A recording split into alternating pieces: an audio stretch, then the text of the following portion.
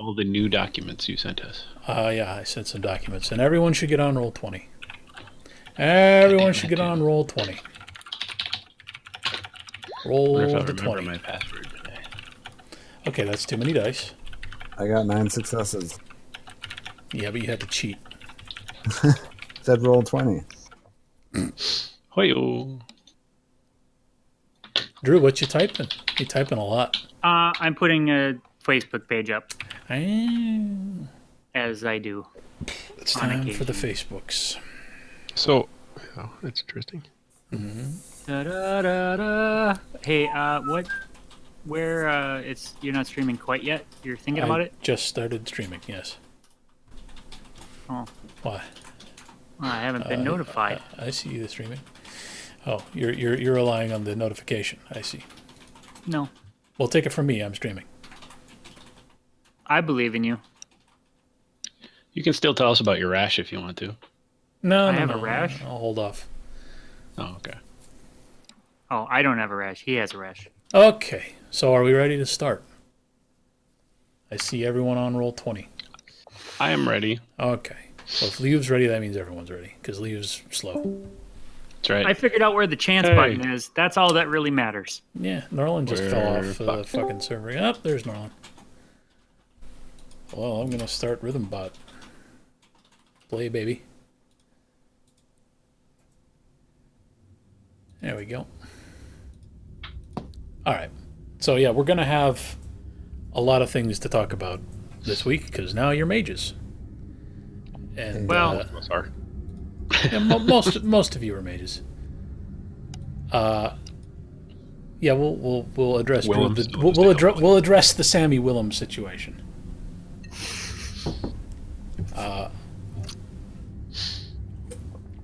But there's going to be a lot of information to impart this week, and it's not going to be as bad as the first week where I spent the first hour and a half trying to teach you how to roll a d10. But it will be a little bit overwhelming, perhaps, if we're not careful. Anyway, so I hope you all saw my note about experience points for last week. Yep. One Yeah. base point, 1 point for the prep you did in Sudbury, 1 point for escaping the hunters, 1 point for your awakening, 1 point for meeting Kingmaker, and then Norland gets a bonus point for breaking the embalming curse, and Drewby gets a bonus point for interrupting his own awakening. Well done on interrupting your own awakening. Yay! That made things easier for everyone. Yes. So now, if you were rolling mage characters from the get-go, you would have done more or less what you did with your World of Darkness character, but then there's an additional template to lay over the top. And if you want to follow along, it's in the mage core rulebook on page 69. Oh, yeah. But at this point, basically, you're going to need to choose... let's see here. I'm looking at Drewby's character sheet. Oh, yeah, so I hope you also all got a chance to look at your new mage character sheets. Yes. Because there's some extra stuff. Uh-oh. Now, Yeah. I think I modified my other character sheet after you created my new character sheet. I just have to copy some stuff. yeah, you're going to need to copy some stuff over.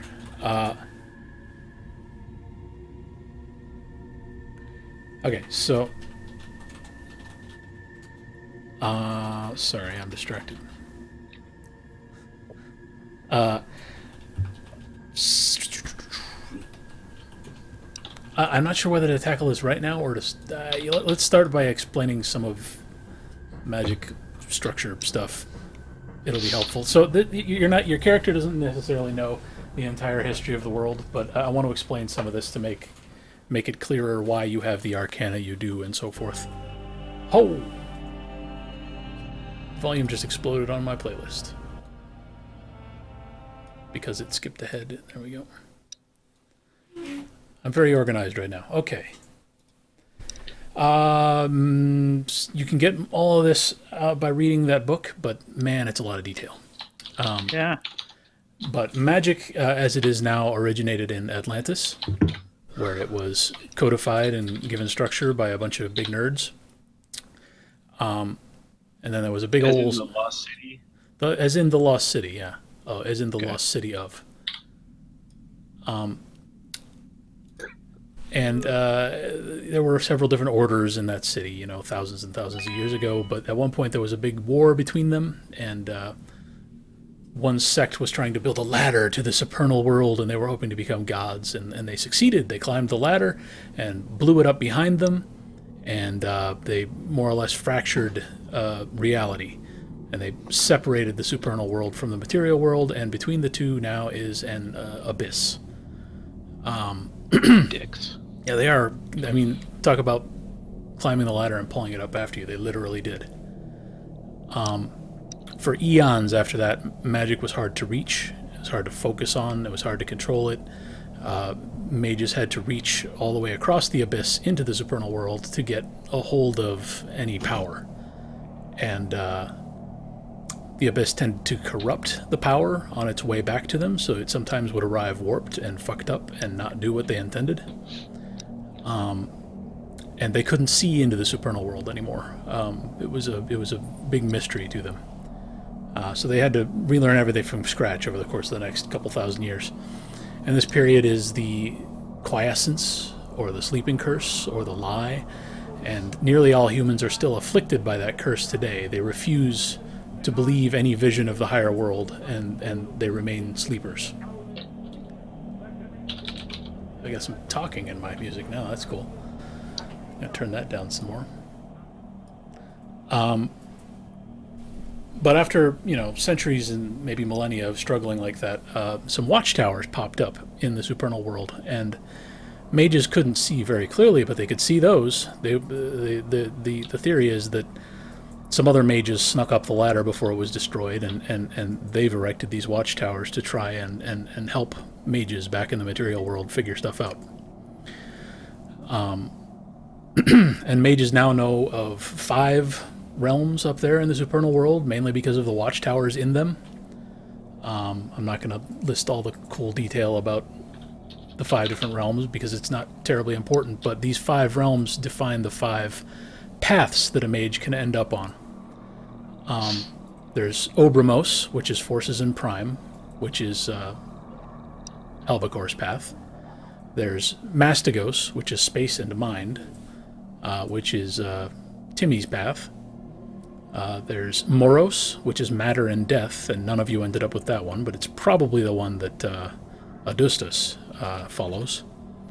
And then there's Acanthus, which is Time and Fate. That's supposed to be Sammy. And finally Thyrsus, which is Life and Spirit, which is Dewey. So there's detail in the book that describes kind of the general mindset of each of those mages from each of those paths, and I just sort of tried to match those up with your characters to assign the Arcana. See if I can. I could try and delineate the reasoning further if you're really curious, but we'll just move on otherwise. There's also a lone watchtower, aside from the 5 I already mentioned, which is a big old secret mystery that, you know, it's sort of like the mage equivalent of... Well, it's the mage equivalent of the city of Atlantis. or faking the moon landing, or the gunman on the hill. So that's all we'll talk about for the moment for Arcana. That's how you ended up with the Arcana you did. So on the first page of the on the first page of the spell reference spreadsheet that I've tried to put together. Yes. Juggling a lot of pages right now. Got too much shit going on.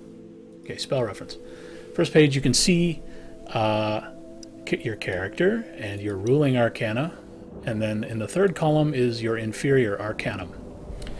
The ruling arcana are obviously to do with your path, and the inferior arcanum is just one that you're going to have some trouble with.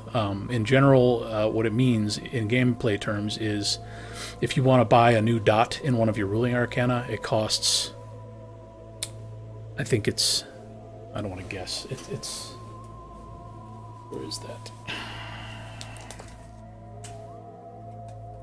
It's something like, I think it's 4 experience per dot, and then any other Arcanum is 5 experience per dot, and then your inferior Arcanum you can learn, but it's 6 experience points per dot. And you can only go up to, you can go all the way up to 5 dots in one of your ruling Arcana because it's just something you're naturally inclined toward. Any other Arcana, you need a little bit of help from someone who's better at it than you. Your inferior Arcana, by yourself, you can only get up to the 2nd dot because it's something, again, you just have trouble with.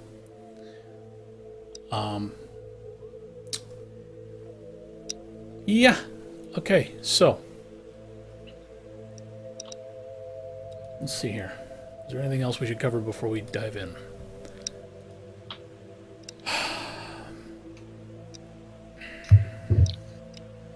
I guess not. So probably lots, but I have no idea. It was a rhetorical question. The answer is yes, but we're not going to. So back to the Mage template on page 69. You get, first of all, now you're going to start making some modifications to your character sheets. You choose 2 dots in one Arcanum, 2 dots in a 2nd Arcanum, 1 dot in a 3rd Arcanum. And 2 of those 3 have to be your path's ruling Arcana. So that's where the first page of the spell reference comes in. Okay, I have a question. Yeah. What am I doing here? You go ahead and follow the same instructions as everyone else for now. All right, walk me through it again because I wanted to ask that question. 3. Okay. 2 in one Arcanum, 2 in a 2nd Arcanum, and 1 in a 3rd Arcanum. And 2 of those 3 have got to be from your path's ruling Arcana. So for you, it's Fate and Time. So you could be 2 Fate, 2 Time, 1 of something else. It could be 2 Fate, 1 Time, 1 of something else, 2 of something else. Gotcha. You'll figure it out. Yep. Hopefully you've had a chance to look at some of the spells in the spell reference to get an idea what you want. Shit, I should have taken notes on those ones. I need to find out what the 3rd Arcanum needed for Autonomous Servant, I think it was, is? The 3rd sorry, which spell? In which? Autonomous Servant? In Prime? Forces. Forces. That sounds like a high level. Yeah, okay, it's Forces 3 plus Mind 1 or, well, plus some amount of Mind. And optional space. And why is that? Forces 3 lets you create... Mind allows you to, like, split your mind or something, because you have to concentrate on the task that Autonomous Servant is doing. And yeah. Oh, okay, so if you have as much as 1 dot in mind, then you can split your own brain and control it. If you have 5 dots in mind, you can probably just create a mind and give it its own mind. Yeah, it's something like that. If space 2 is included, the Autonomous Servant can perform its task outside your sensory range, basically. Otherwise, it needs to be within sensory range.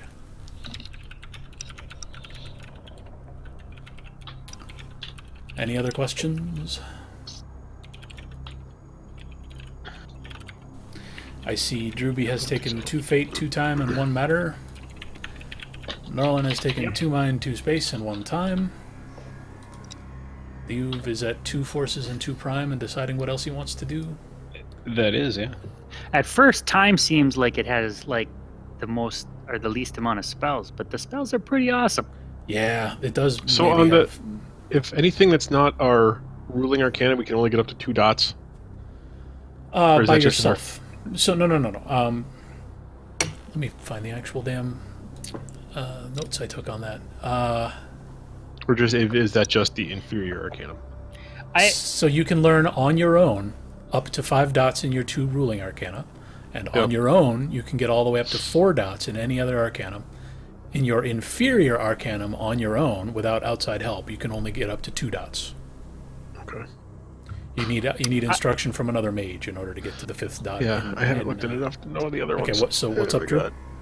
I kind of want to know. Yeah, so I only have 2 dots, so I can't cast a level 3 spell, because I'd like to cast Shifting Sands, which moves me back 1 turn, and not shoot him in the face. I think turns are only in combat. It doesn't really Turn- matter. Well, a turn. Because So a turn is Shooting in the face was less the problem as severing the thing. Yeah, a turn is 3 seconds, and yes, it's generally combat. Generally, it's a measure of time in combat. It's Never like mind. when we're dealing with initiative and all that. Is there a level 5 spell for go back a day? Let's Probably rewrite history. Yay! Yeah, you could rewrite your personal history and No, that's just mundane traits. Never mind. yeah, it lets you shuffle around your stats. That's pretty cool. Like if you find yourself standing at a door that you don't know how to pick the lock, but you're also too weak in the arms to knock it open, you can just rewrite your personal history and be like, you know what? I went to the gym every day for the last 15 years, and then suddenly you've got a whole bunch of strength and you can punch the door down. So, all right. Okay, I have another question. When do I regain willpower? So next to the willpower, it says how to spend willpower. It used to say how to Yes. regain willpower. Now that's in a note. Yeah. So mouse over it, and you can see how and when Oh. you regain willpower. And you've achieved significant goals. Last week you achieved a significant goal, certainly. So why don't you take at least 1 point back, and I'll give you. Let's stick with 1 point for now. Okay. Everyone else can gain, if you've spent any willpower, you can gain 1 point back. I think Drew's the other one who spent any, though. Yeah, I spent all of that. Yeah, you did. But they were all pretty cool rolls, so well done. Yeah? All right, so I feel Shale pretty has now done 2 life, 2 spirit, and 1 forces. To be clear, I see you've all taken 2 dots in your 2 ruling arcana, which is totally fine, but it's not required. So we can do 3 of one of the No, other? no. It's Or 2 what? 2. It's 2 2 1 for now.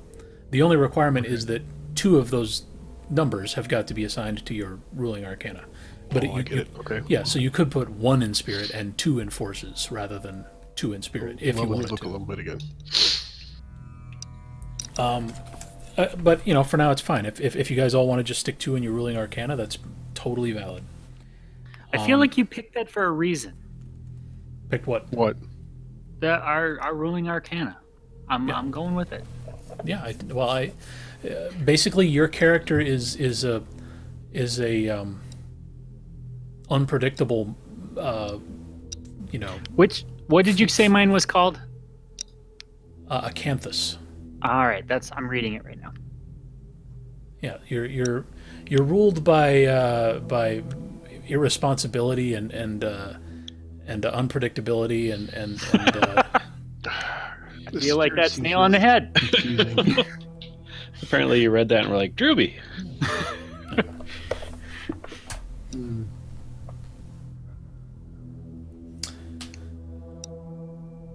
I'd have to read more about spirit to really understand it. It seems really weird. Oh, it's well, oh, I it's, can. It's, So it's, spirit is. So there's a. I wish I had a. You know what? I do have a sort of a map of this. It's messy as all fuck, but. Let me upload the picture I have.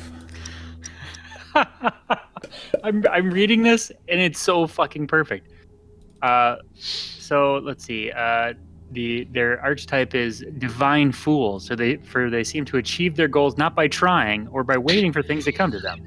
Little wonder with the fate arcanum on their side, but this over-reliance on luck can be to their detriment as they spurn patience and plunge into situations they perhaps best tackled with some degree of foresight and strategy. They're the wild cards of the awakened world, and are both loved and hated by others for it.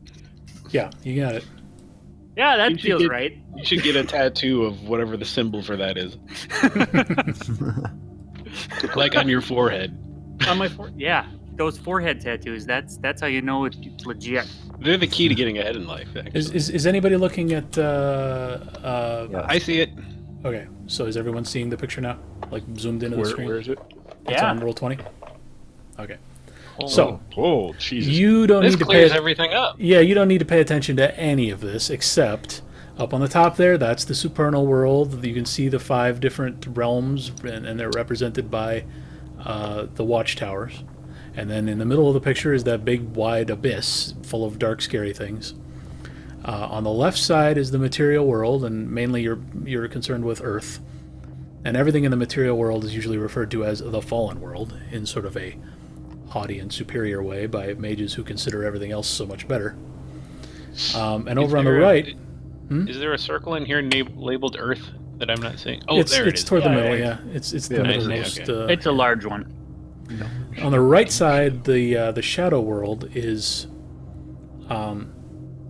that's where, dead people go, and it's where spirits live, and it's... So spirits are not the same thing as ghosts or souls. They are beings from the shadow world who sort of attach themselves to a concept or an object or a person in the material world. Like they come through this thing in the middle, the gauntlet, and if I think I described it briefly last week. If a spirit sees a high concentration of something that it feels that it sort of identifies with, it might, like if it's in a junkyard and it sees a bunch of cars and it likes the cars and it thinks it thinks of itself as sort of a mechanical being. It might, in the material world, manifest as a car spirit, and you can talk to car spirits. You can talk to animal spirits. You can talk to plant spirits. You can send out a general call to any spirits. You can talk to the spirit of your crossbow and ask it to make your rolls a little bit better. You can do all kinds of Like one of the spells or whatever in the second dot is place power. It says fortify or weaken the gauntlet at a hollow. What the hell does that mean? Okay, a hallow is something you don't probably need to worry about yet, but it's more or less a sanctum for a mage, and it generates mana. So if you spend a whole bunch of mana and you're having trouble regenerating it, you can go to a hallow and spend a little time there and rest, and you'll regenerate mana pretty quickly. Okay, but what about the gauntlet? Weaken the gauntlet. I mean, I see what it is on the page. The gauntlet is that thing between the material world and the shadow world, and basically no one else can see past the gauntlet. Come on, zoom. On the left side of the gauntlet, there's a little sliver called Twilight. I'm sure you can't read that, but it says Twilight. When something from the shadow world comes over through the gauntlet into the material world, mostly it inhabits the Twilight until it decides it wants a physical form and manifests. But you can see them while they're in the Twilight if you have the right stuff from the Spirit Arcanum. And furthermore, you can see all the way through the gauntlet into the shadow world. And you can create gates that will take you from the material world into the shadow world through the gauntlet.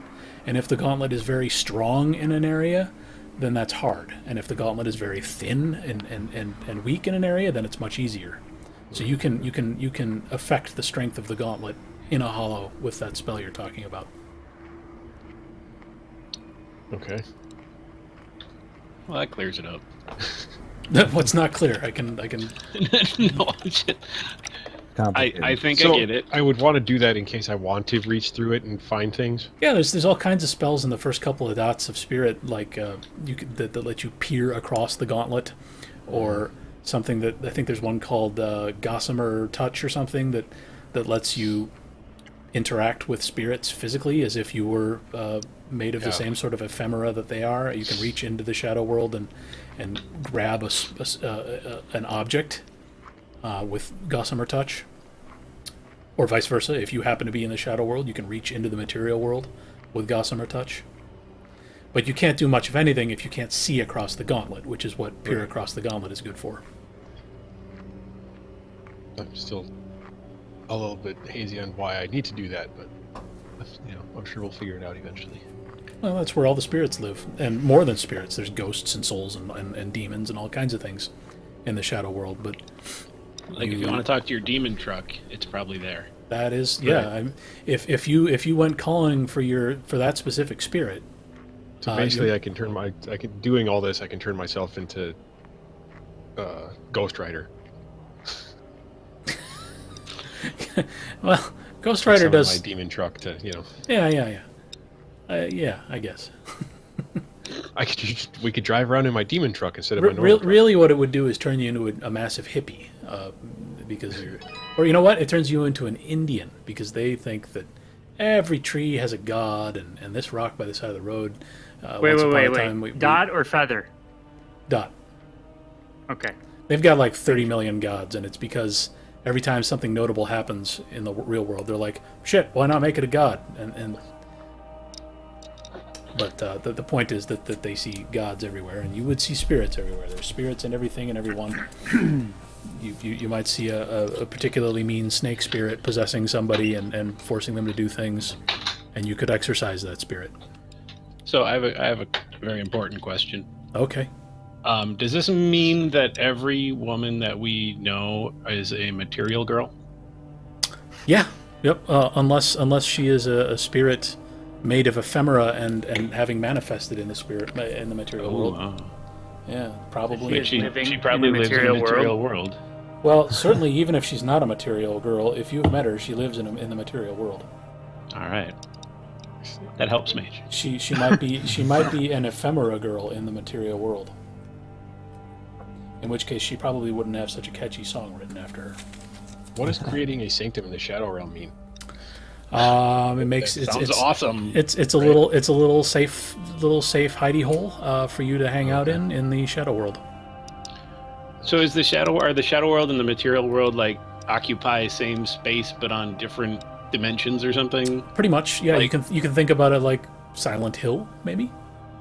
Or like if you were if you came across a locked door, would you be able to shift to the shadow world, move over 3 feet, and come back, and you're on the other side of the door? Yeah, absolutely. All right. Yeah. All right, so Spirit does sound a lot more interesting now. I will stay with my 2 there.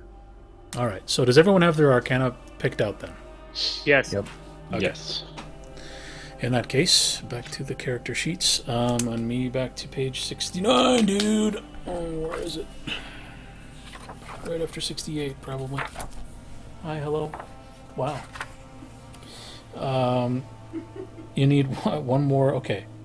So you've gone 2, 2, 1, and finally you get one more dot to place absolutely anywhere.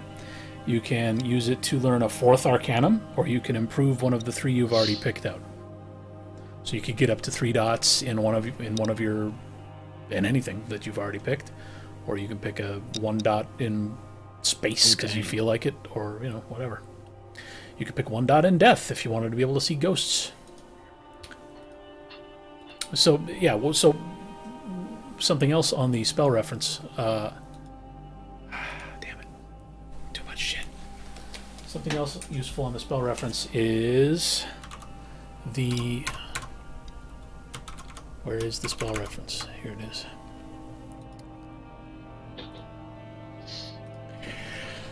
On the Arcana page, there is the practices. If you scroll down just a little bit. Which page? So the tab on the bottom, just click on Arcana. Oh, yes. And then there's a section that's it's titled Practices. It's basically this sort of really generally, what you can do at each dot level in an Arcanum. So while you could take 1 dot in a 4th Arcana, and that would be totally fine, you're not going to gain much. You're going to gain the ability to see that stuff with the practice of unveiling. You're going to know a little more about it. You might be able to, like, forces, 1 dot in forces gives you the ability to redirect, or what does it actually do? Yeah, light. It's light, heat, and sound. Or no? Yeah, you can influence light, heat, and sound, which means you're guiding the direction or flow of it.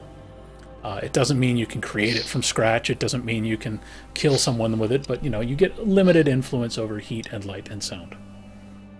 Just as one example.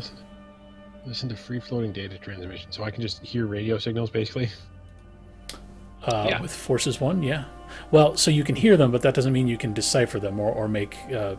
well, it says can translate EM noise into intelligible info. It's intelligible info, but it's like listening to a 56K sure modem. what you're necessarily hearing. Yeah, you're hearing squeaks and squawks, and if you were a computer, you could decipher it, but... Gotcha. Or if you're very smart.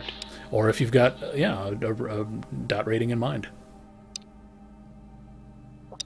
So this 1 dot anywhere is specifically in our Arcana. 1 dot in an anywhere Arcana. on our sheet. Yeah. Okay. We're still working on Arcana. So Life 3 is actually a great idea.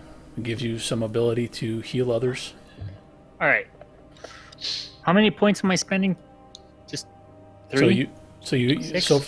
What? So far you've got 2, 2, 1, and then one more dot anywhere in your Arcana. One more dot anywhere. Okay. In any Arcanum. Yep, you can take a third dot, or you can take Matter 2, or you can take Prime 1. You can do anything you want with this last dot. So I could potentially put it in my inferior arcanum? Yeah, absolutely. Ooh. There. In fact, this is the cheapest you'll ever be able to get your hands on a dot in there. That's what I Got a was dot. thinking. I took it in fate because that felt right. Absolutely. That's what I am doing. I'm taking it in death.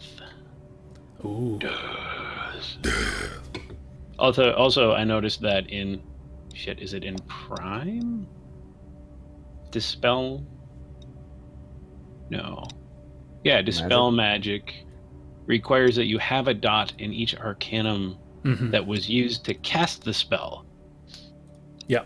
So if I want to dispel something from the Death Arcanum, which seems like something you probably want to do real quick. Yeah, you probably don't want to need wait to have too a dot long on that. there. Yeah. So that's the first dot version of Dispel Magic. There's also Counterspell Prime at 2 dots, which lets you counterspell with only 1 dot in at least one of the Arcanum used for the spell. Not all, but just one. And then there's Controlled Dispellation, which is not quite on the same order. It's like a Dispel Magic spell, but it lets you negate some targets of the spell. But where's the next better version of Counterspell? Do you have to get all the way to 5 dots? No. Where is it? Supernal? Yeah, Supernal Dispellation all the way up at 4 dots in Prime, but it lets you counterspell anything and you don't need any dots. It's just like, you know magic so well that you can look at a spell you don't recognize at all and dispel it. Okay. So I potentially wouldn't need the 1 dot in each arcanum in the future if I level up my Prime. Yeah, right. Gotcha. I'm still sticking with death because those are going to be very expensive otherwise. Yeah, that's fine. And ectoplasmic shaping. Who doesn't want to do that? Shape ectoplasm? You kidding me? Absolutely. There's a spell that lets you create ectoplasm by vomiting it out. Awesome. Where's that? That's in Death 2, I think. Death 2, ectoplasm. Create ectoplasm from an orifice. From an orifice, Yours yes. or that of a corpse. Yep. You can just ooze some ectoplasm out and then, hey, shape it. I think I also saw there's just a death spell or something where you just make something dead now. Wouldn't surprise me too much. There's suppress own life. That's what I was saying. Be dead is your description. Yeah. It just makes you literally dead. Of use. It's death with the fact you can turn it off again if you feel like it, if you feel like being alive again. So, but then there's suppress others' life, which you can grapple somebody and gain physical control of them, and so then sort of like a vampire, you just suppress their life and then they be dead. Okay. Any other questions about spells and so forth? Nope. Okay. Nope. All right, so that was the Arcana. You've got dots in Arcana. Congratulations, everyone. Next up is dots in Rotes, but we're not going to do Rotes right now, and I'll explain why later. But if you look at your character sheet, there at the bottom there's some tabs, and there's a tab for Rotes. Why don't you just make a note somewhere on that tab, the Rotes tab, that you need to spend 6 points, or you have 6 points that you can spend on Rotes in the future, just not right now.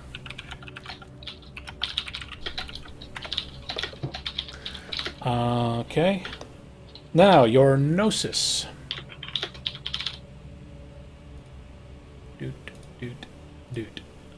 Gnosis, you'll see it's on your character sheet right above Arcana. That is your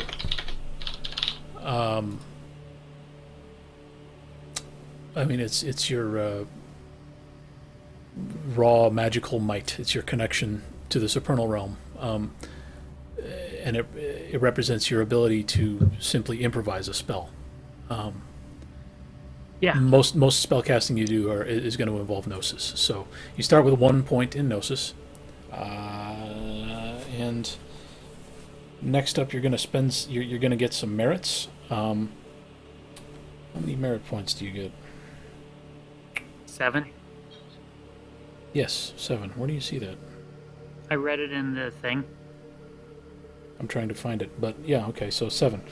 There's new merits. There's new mage merits. You can either choose out of there 7 points worth of merits, or from the World of Darkness merits for that point, or for that matter.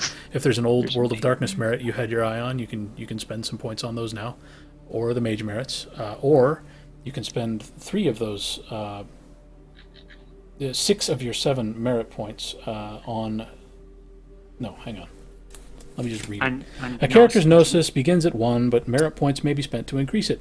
The rate is 3 merit points per extra Gnosis dot. In other words, you may spend 3 of your 7 for Gnosis 2, or 6 of your 7 for Gnosis 3. Yep, that's where I heard 7. Yes, okay. I don't know why it doesn't say you get 7 points under the spot that says merits, but it doesn't. So these merits are 2 per dot, or Nope. like 2 is the multiplier. No, 3. you're just so this isn't like spending experience. This is like when Okay. we set up your character on the first night. Okay. You get to just have 7 dots of merits right now, or you can spend those points on dots of Gnosis. Wait. Explain the Gnosis one more time. Gnosis is your raw spell casting ability. So like any improvised spell, any sort of instinctual attempt to cast a spell is going to be Gnosis plus the Arcana involved, Arcanum. And that's your dice pool for the most part. Gnosis has several other effects that we'll get into another time, or maybe later this time. But generally, Gnosis is how good you are at magic.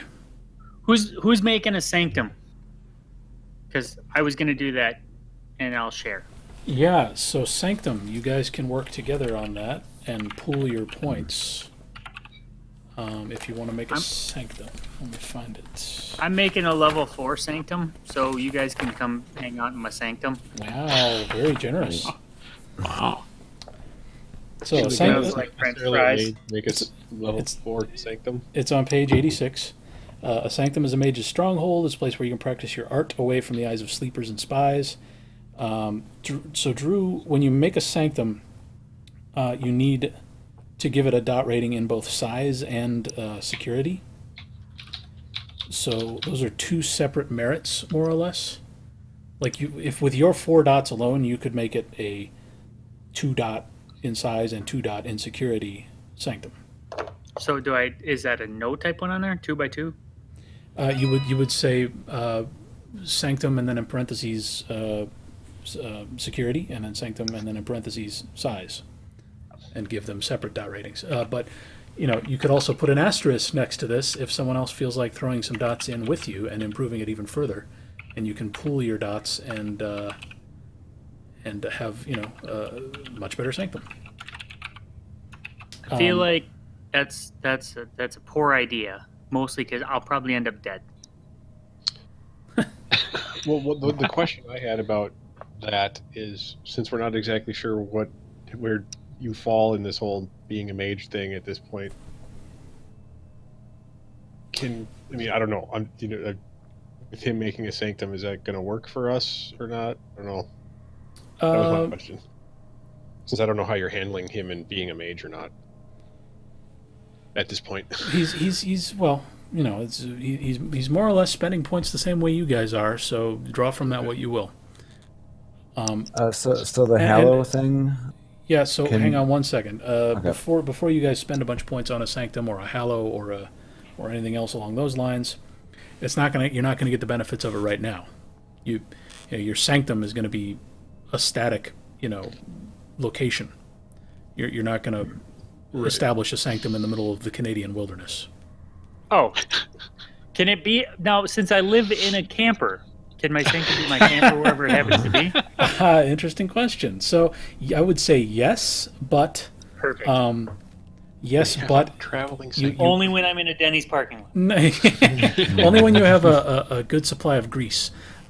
Perfect. Yeah. So yes, but Shadow grease. yes, but You probably cannot make it a hallow, because hallows generate mana because they are situated on an intersection of ley lines. If you're moving your sanctum around, it's not always going to have access to the property that makes it a hallow. We can drive to the ley lines. It's perfect. Fair enough. Does somebody have to detect where the ley lines are? I'm assuming there's something that allows us to figure that out. That sounds like Mr. Prime over there. Norman, were you going to ask something about a hallow? Yeah. Can I spend points to turn Drewby's Sanctum into a Hallow, or do I have to make my own if I want it? Well, if it's the camper of Greece, then no, you can't because it's mobile. Right. So I would theoretically, put your points into like figuring out ley lines and shit, and then we can drive there. I'm gonna go get some more booze. What is the awaken prerequisite? It just means you have to be a mage. So now Prime 3 has a spell called Ley Lines. And it says, create a node which supplies perpetual ley energy. Yeah, okay, I was probably talking out of my ass when I said a hallow had to be on an intersection of ley lines, because ley energy and mana are not really the same thing.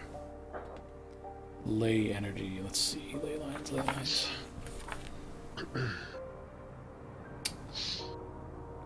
I think ley energy is more or less, the magic equivalent of electricity. You can use it to power, a home office if you feel like it. Okay.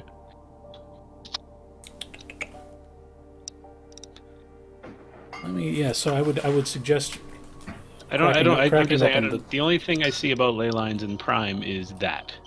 Yeah. I don't see like a detect presence of ley lines specifically. Yeah, so before I send you too much further down the wrong path regarding the hallow, let me correct myself and make sure I'm not totally incorrect. Where does a hallow need to be?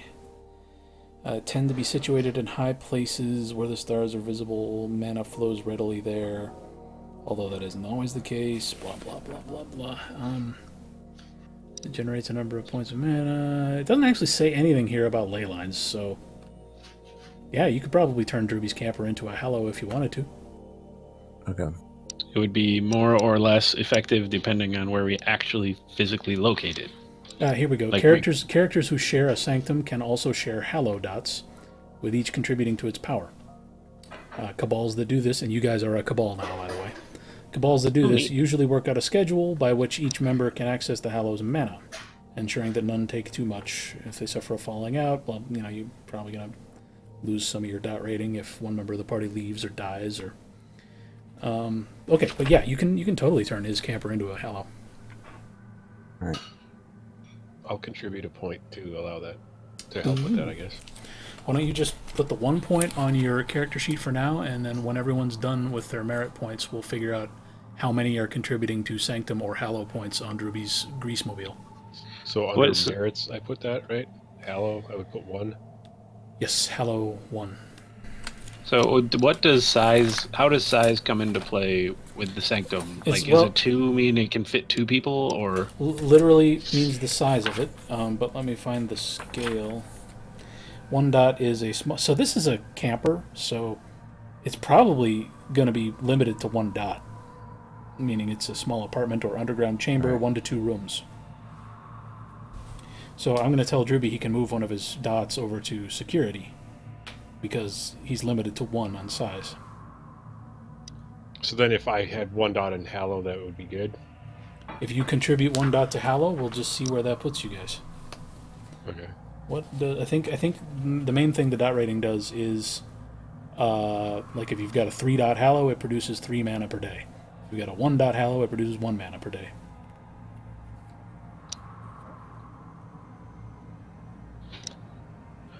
I'm overwhelmed by the mage merits. Yeah. Well, and reading the actual text is 10 times as overwhelming because it's full of just crazy role playing. You can tell these people wanted to write fiction. Yeah. Dream merit effect. effect, as in the impact it's going to have on your gameplay. Your character has a connection to primordial forces in the world, ancient truths that can be seen and comprehended only in dreams. Oh, thank you. So I get +1 dice, or what? It says the DM rolls wits plus potion. I mean, if I continued reading, it ruins the joke.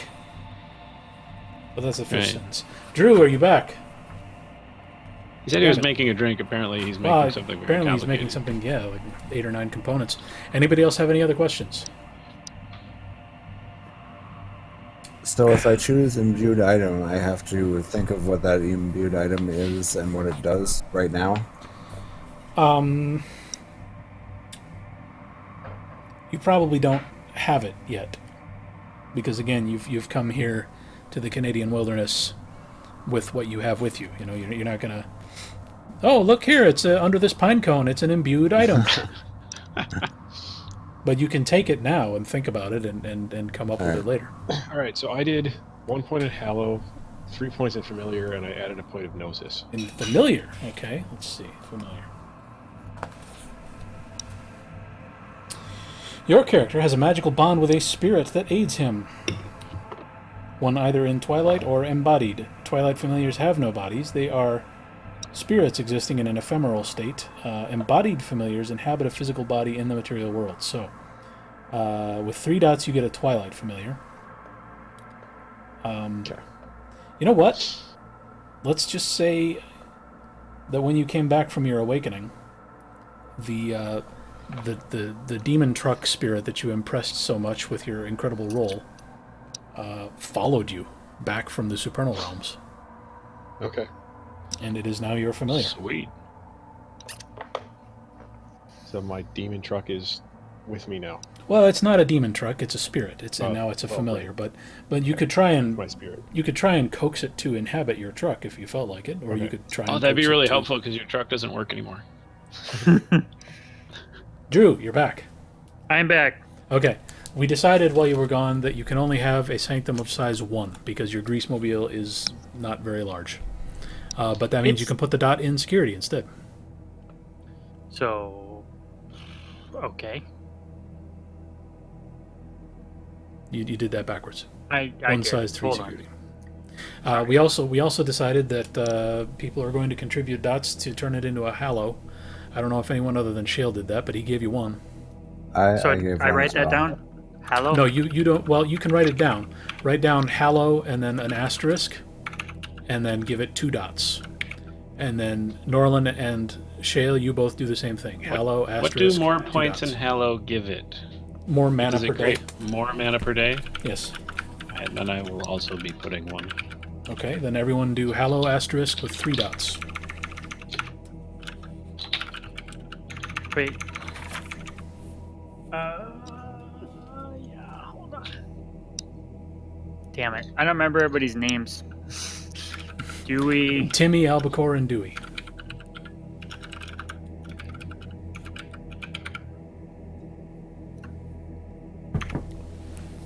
And you're up to 3 dots in there now. So Yep. there you go. I'm on it. Cool. So everyone's got a 3-dot Hallow, and as long as Drewby doesn't lock them out of his sanctum with 3 dots in security.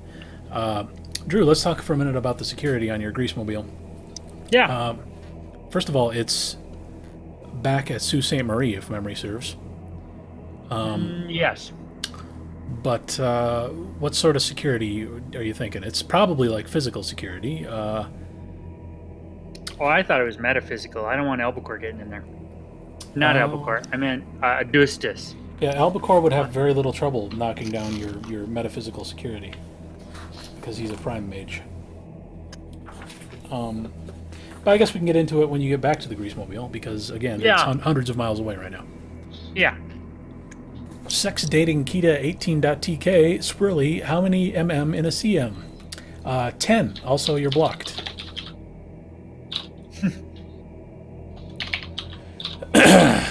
Okay.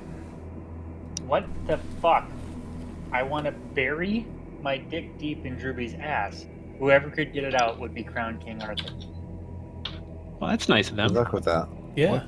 And not Bury, but Berry, but Berry. Mary. How sweet of you. I want to bury my deck deep in Ruby's ass. Okay.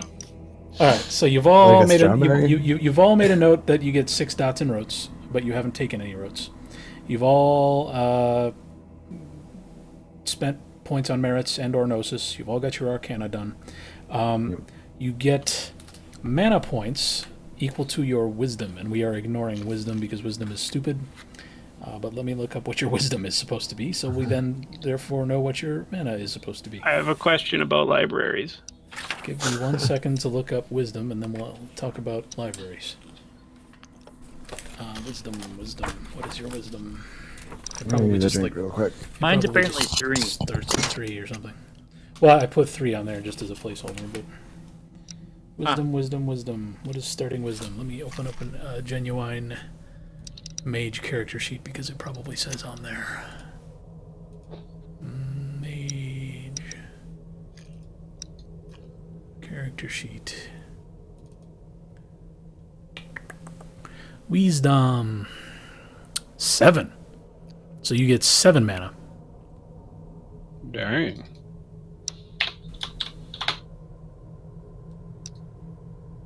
Yikes. So is that just unhighlight? Where the hell is that? Yeah, just type in the yellow box 7. Oh! Look at that. That was Hold on. way slicker. What was that? You get 7 mana. So Okay. type in the little yellow box 7. Yep, there we go. And I'm going to fix the situation you've got going on in your merit area. Situation.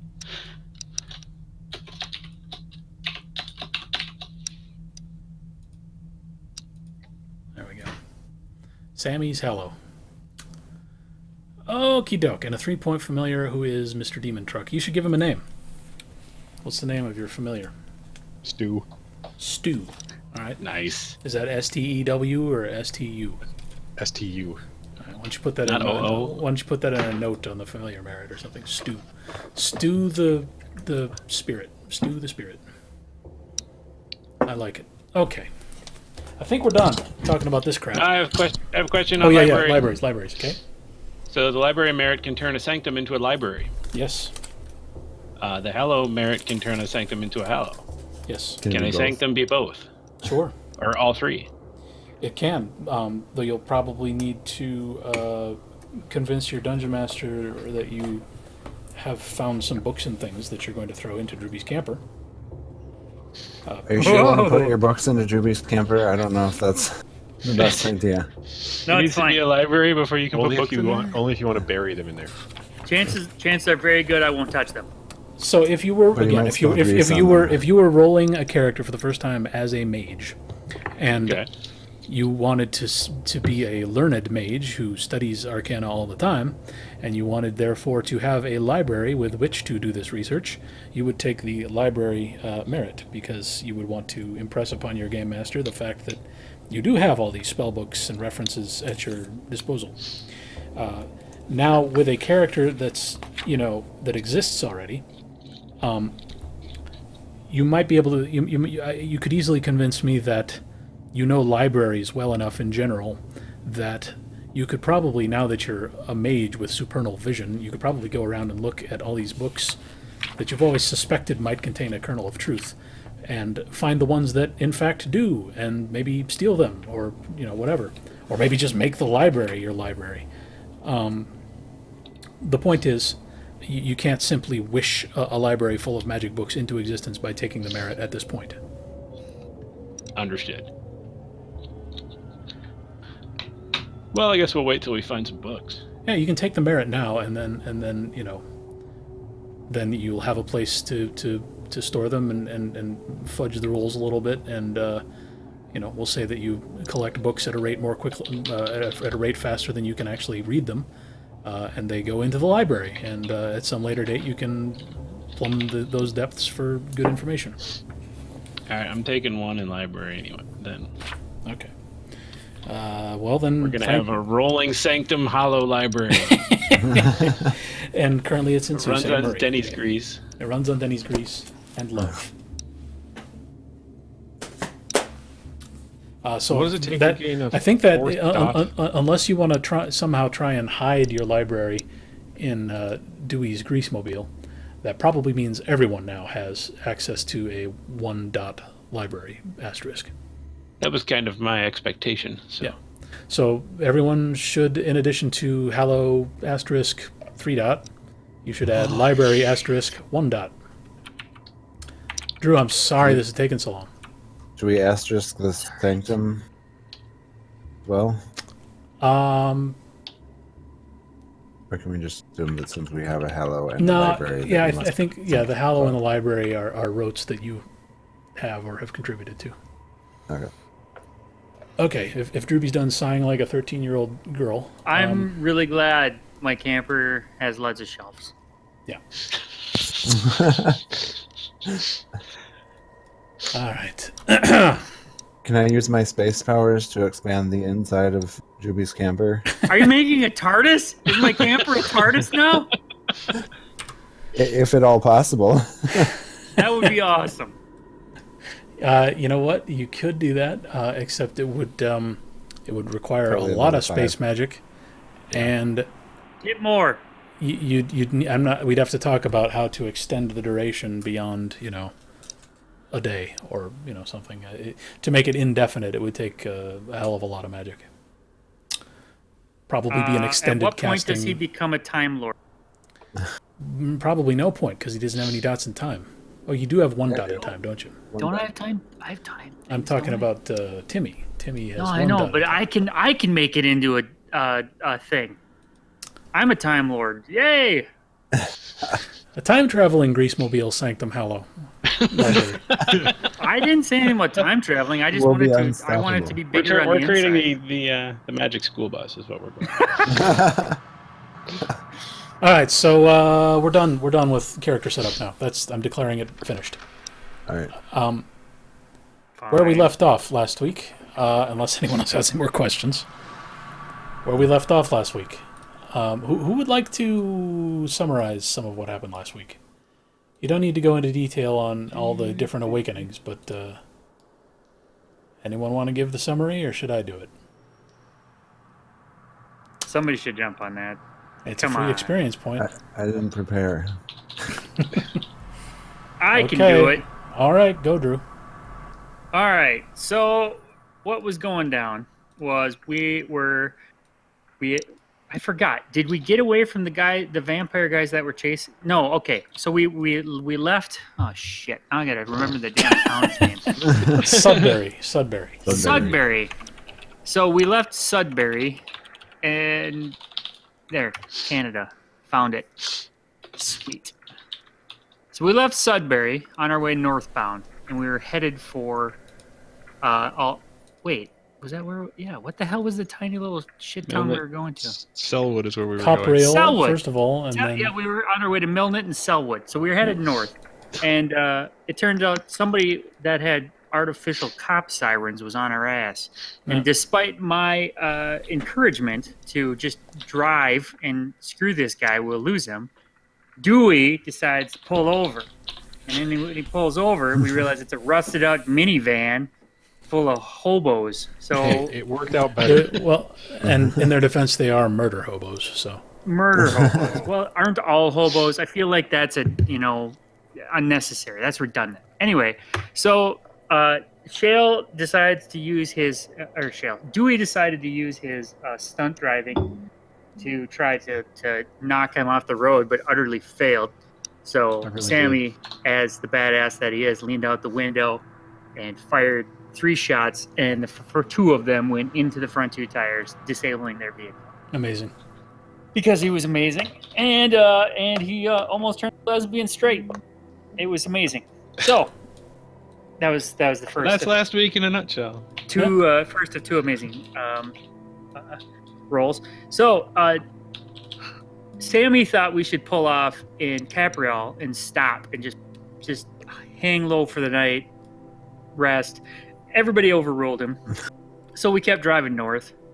We approached Selwood, and Shale's awesome pickup just dead stops in the road. We tried to push it, tried to get it going. It would not go. So we're like, fuck it, let's go into the woods.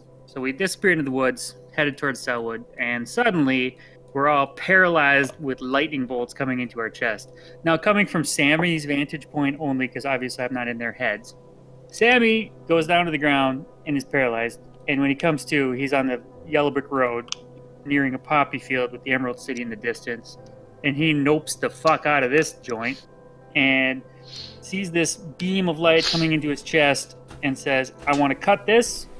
And through sheer strength of will and luck, he cuts that, falls out of it on the ground, is back in pain, sees Fluke talking to somebody or looking just aghast at somebody. He overcomes amazing odds to stand up, overcomes amazing odds to draw his weapon, and overcomes amazing odds to fire a shot right into that dude's face, which apparently was a bad idea. The end. That is where we were when we left off, pretty much. I think everyone else woke up after you shot Kingmaker in the face. Yeah, and they're mages now, except I probably don't know that. They're mages, and you don't know that. And they don't. Do they know that? Do they understand immediately? Oh, they know something's going on, that's for sure. Oh, all right. So, thanks, Drew. +1 XP. Yeah. Everyone else, try harder next time. You guys suck. Okay, so we need to resolve the Kingmaker situation. Sammy is awake. He's dealing with Fluke, Kingmaker, and the fact that his body is slowly turning to ash. Awakening should have saved Sammy from this. He's being physically scoured for mana by an outside source. And a mage's pattern would reflexively resist something like that. But for whatever reason, Sammy is continuing to burn. Good. Everyone else, as they rouse to wakefulness, they have managed to subconsciously protect themselves, and in some cases, even reverse the damage that was done. So we need to, first of all... Alright, so the other three of you come to, and your senses are jam-packed with new information you are not quite equipped to process. There's a thick, ephemeral substance rolling down the hillside all around you, and it's a dirty orange color that makes you feel queasy, like old urine in an abandoned toilet. Okay. It's got bubbly wisps of a darker, chunky substance mixed into it, and the way it's oozing around trees reminds you of shampoo or mucus or other similar substances. Is that Nimbus? You're not sure what to call it. Whatever it is, Alright. it is seemingly endless. It's literally pouring down the mountain in every direction. In the distance behind you, you find you've reached enough of an elevation that you can now make out Sudbury over the hills and trees. And it is boiling with something. There's energy lancing through the sky overhead like there's a space battle going on. There's a thick bluish fog rocking back and forth over the city at sort of an unnatural pace. It looks like it's scrubbing the landscape, rolling up and down the streets of the city. And this is what Fluke saw when you first approached Sudbury. While you stare at these visions, they slowly fade from your vision, and you are left with more or less normal human eyeballs, with the exception that you can now see what is probably, a nimbus around each of the people around you, including Sammy. Sammy's standing near the edge of the trail. He's clearly hobbled by something. He looks like he's burning alive. There's a man stapled to a tree nearby. We need next song because the second voice is throwing me off. Oh, okay, hang on. I'll skip there and I'll say, "Hey, Rhythm Bot." Next, does that work? There we go.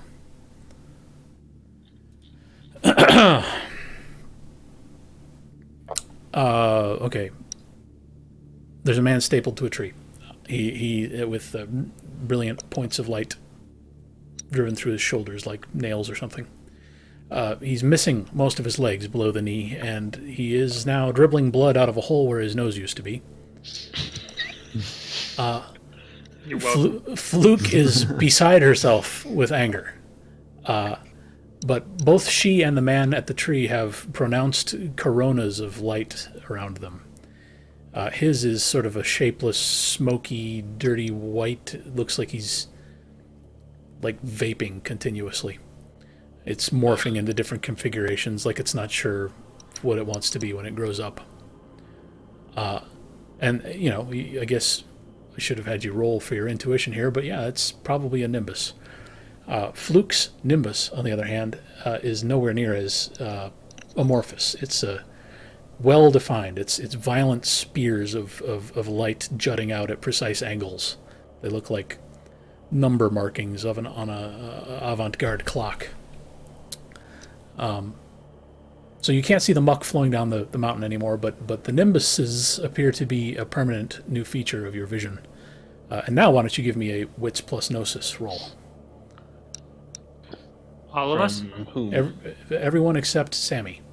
Wits Okay. plus Gnosis. I got a success. Ooh. 2. The picture's still up, blocking most of my 0. screen. The picture's still up blocking. I'm not seeing the picture. Me either. Hang on. Either. Here, I'm just gonna. You can just delete it. I don't know why it's still there. I don't know. I just re-rolled or refreshed it. So the three of you realize that you have got. Okay, well, Timmy doesn't notice anything at Do all. I though? Albacore notices that this, or just senses intuitively that he's got a spell up, and it's giving him something called Mage Sight, and that is why he is able to see the Nimbus. Dewey, with 2 successes, notices not only does he have Mage Sight up, he's also got something protecting him, giving him armor and protecting him from spells. So you've got 2 spells up, and probably everyone else does too. It's just they didn't notice. Tim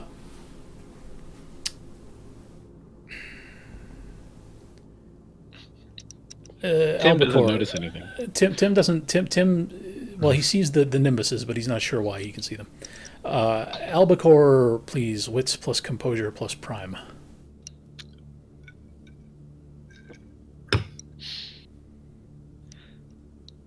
Alrighty. Oh man, that's a lot of dice.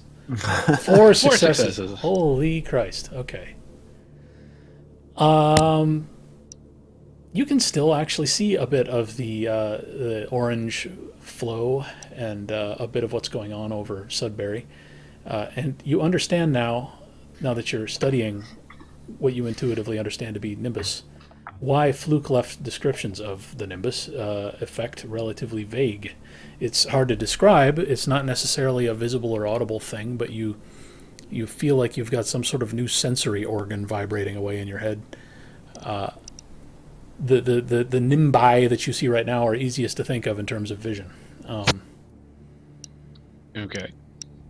Based on what you see around Fluke and Kingmaker, it seems like a Nimbus has at least something to do with a mage's specialties, and you can see distinctly different effects around the other members of your group. You're not sure what each effect means. I would like to take a look at Sammy over there, and see. First of all, does he have any effect around him?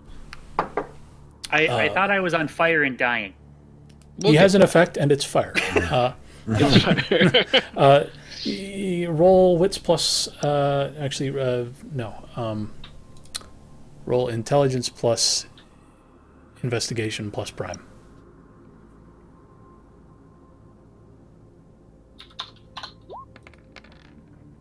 You're no longer passively noticing something. You are instead. Oh my God! 5 successes. Wow. Okay. So you're asking about Sammy's Nimbus? Isn't that an exceptional Yes. success? Yeah, that is an exceptional success, and right now I'm trying to decide what to tell him. Have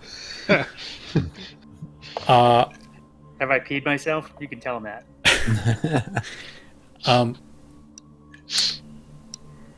Sammy If it does. also tells me about why he's on fire, that'd be hey. okay too. So what I told you before about Sammy's pattern being scoured, now that's what you understand. You understand that everything in the world is more or less constructed of threads of magic.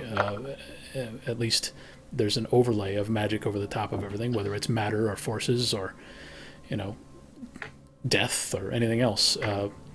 There's some number of magic threads weaved through everything in existence, including you, and including Sammy, and including Fluke. And when magic threads come together to form something, that's called a pattern. You're inventing all this terminology in your head as you have these thoughts.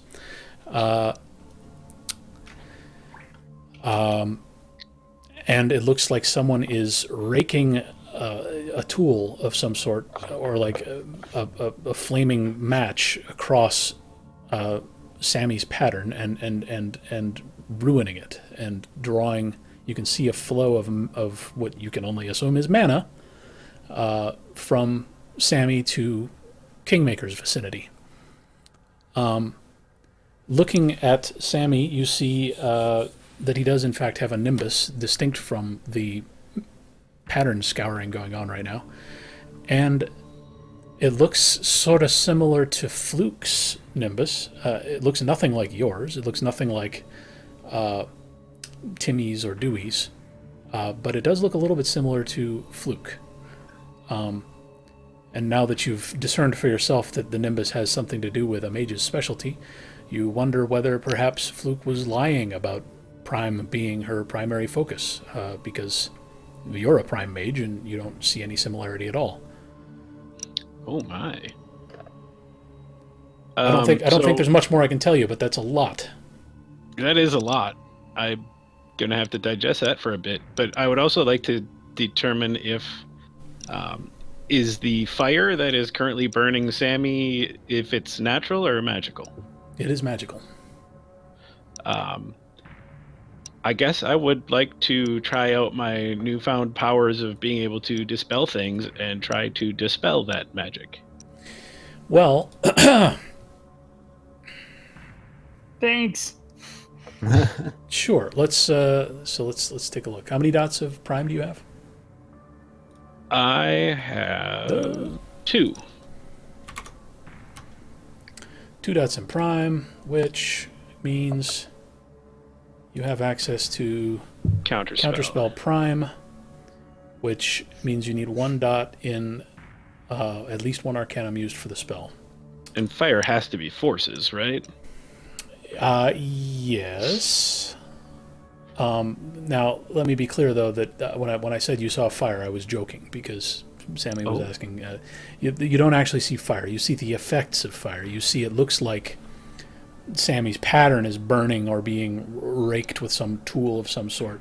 And you see that his skin is turning black in patches, and it looks as though he's being burned on a physical level, but you don't actually see flames.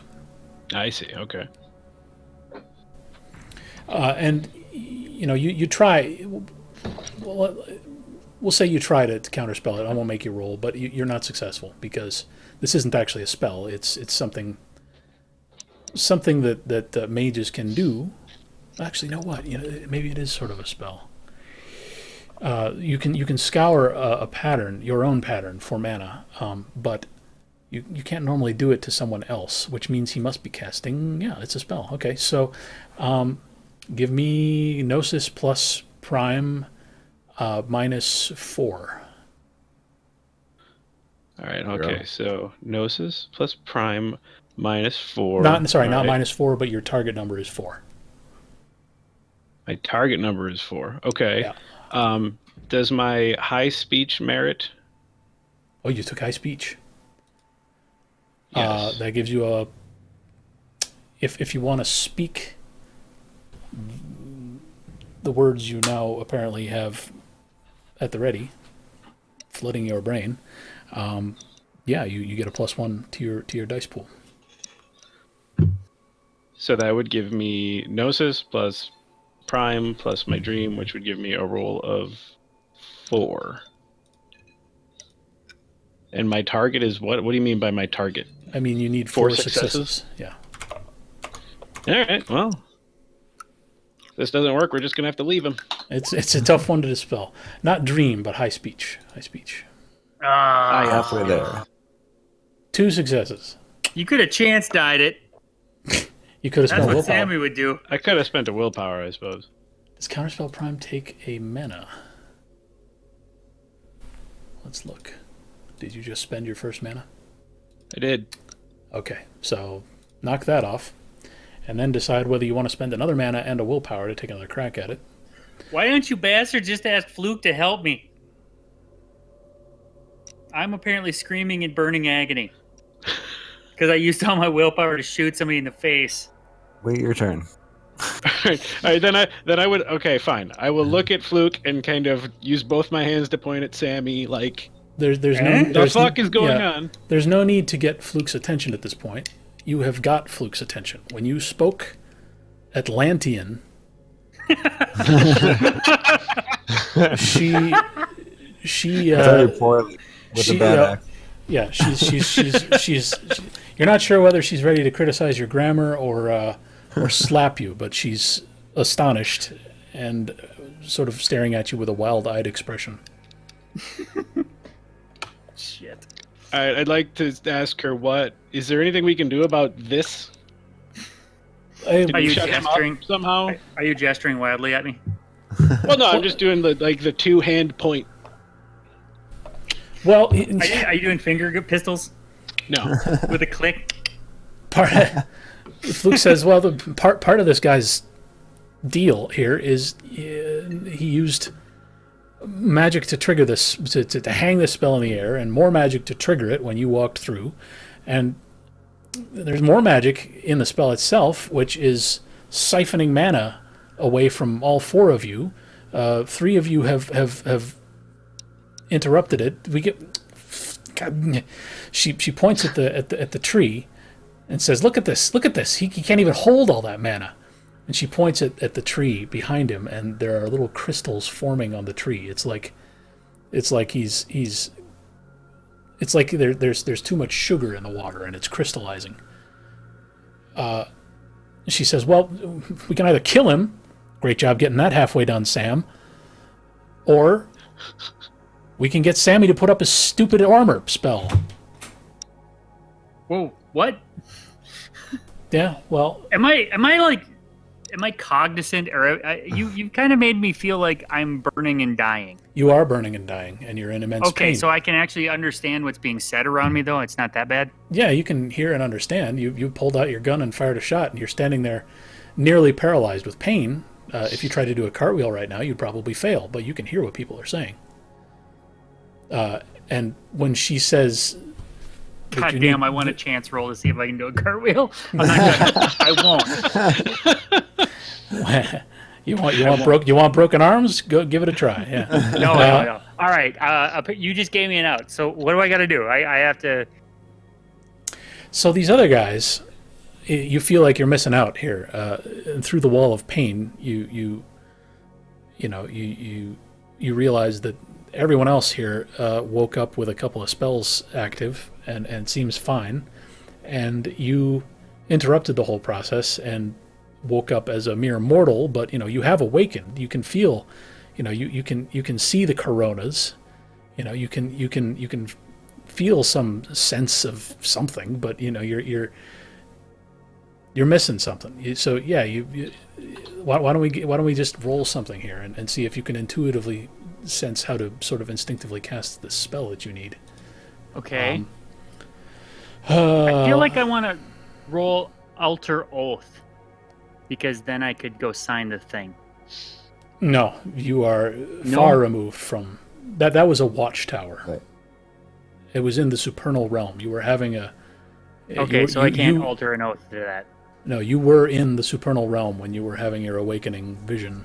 And good. you have lost that opportunity for now. You're going to have to Delightful. find some other way to get there. But why don't you roll wits plus gnosis plus your best arcana.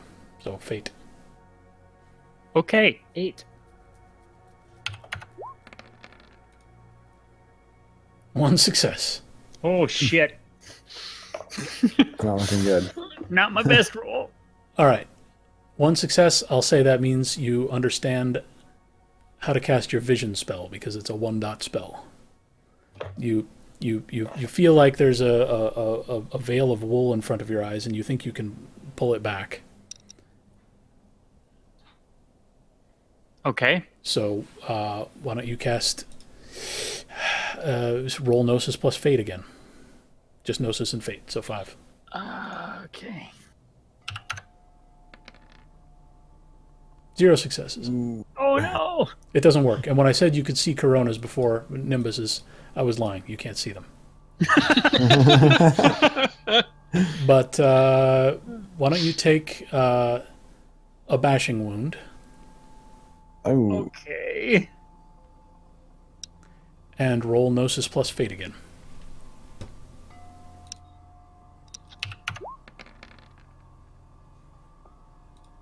Two successes. All right.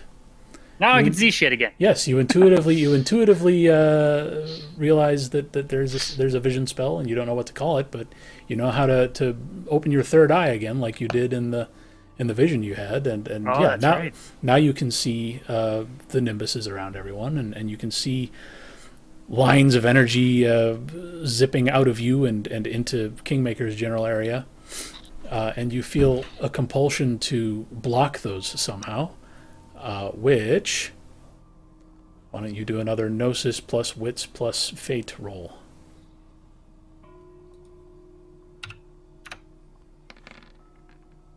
One success. Jesus. You're still having trouble sensing anything beyond the first dot. And there are no armor shield spells in the first dot. So take another point of ashing damage.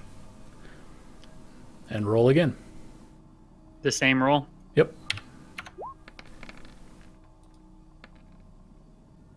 Oh boy. Oh, so close. So Well, you know what? No, that's 2. So second dot. You can now feel some of the spells in the second dot of Fate, and that should include. Let's find it. What is the name of the spell? Skills and merits. Spell Fortune's reference. protection. Fate. Yep, Oh, it's that's the one. the It's the one with the little triangle. Fortune's protection. Yep. So right now you don't know the names, but you've got Sybil's sight up, so you can see magic things. You can Okay. see the level of entanglement with Fate in a given mystic force, and now you can put up Fortune's protection, which not only gives you a point of armor per dot in Fate, so now you have 3 points of armor, but it also grants some measure of protection from magic. Which is, I mean, having your pattern scoured is a very basic attack, and it's not intended to be absolutely vicious. Recall that Kingmaker was trying to awaken you by putting you in a situation that any halfway competent mage would be able to get out of. So, just reflexively putting up your armor spell is enough. Okay. Do I have to roll again to get 3? No, that was 2 dots for a 2-dot spell, or 2 successes for a 2-dot spell, and you're all good now. You stopped burning. I gave myself 3 points of armor because you said so. Yeah, you don't actually have to note it on the sheet. Just remember that you Okay. have your armor spell up. But why do we have an armor block if... That's for like For physical armor. Fine. Sorry. My apologies. yeah, that's for a Kevlar vest or something like you wanted to mock Fluke for wearing. Yeah. So she's wearing a Kevlar vest and she has magic armor. Anyway, La-di-da. does anyone in the group want to maybe examine Sammy and look for a way to help him? Do we, Timothy? Anything? Sure. Well, I think I can help him. If he's actually hurt, I can. Phil's got heal. life magic, right? Yeah. Yeah. You've got I would like 3 to dots inspect in him and life. find out what's wrong with him. Okay. Oh, actually, before that, if I want to, can I increase some of my skill dots now or not? Skill dots. You mean with Like- by paying XP or? Yeah. Yeah, Just sure. can I do that? Okay. How much is it per thing? Like if I'm going from 0 up, what is it for the first or second dot? Skills, I think, is 3 points per dot. So if you went 1 dot, it would be 3. 2 dots would Okay, I be want- 9. I'm- 3 plus 6. So 2 dots would be 9. So that would leave me with Am I right about that? Is it 3 for skills? I don't recall. I've posted that before. Yeah, I'm pretty sure it's 3, and then you pay for 3, and then 3 more, so 6, and the third dot is 9.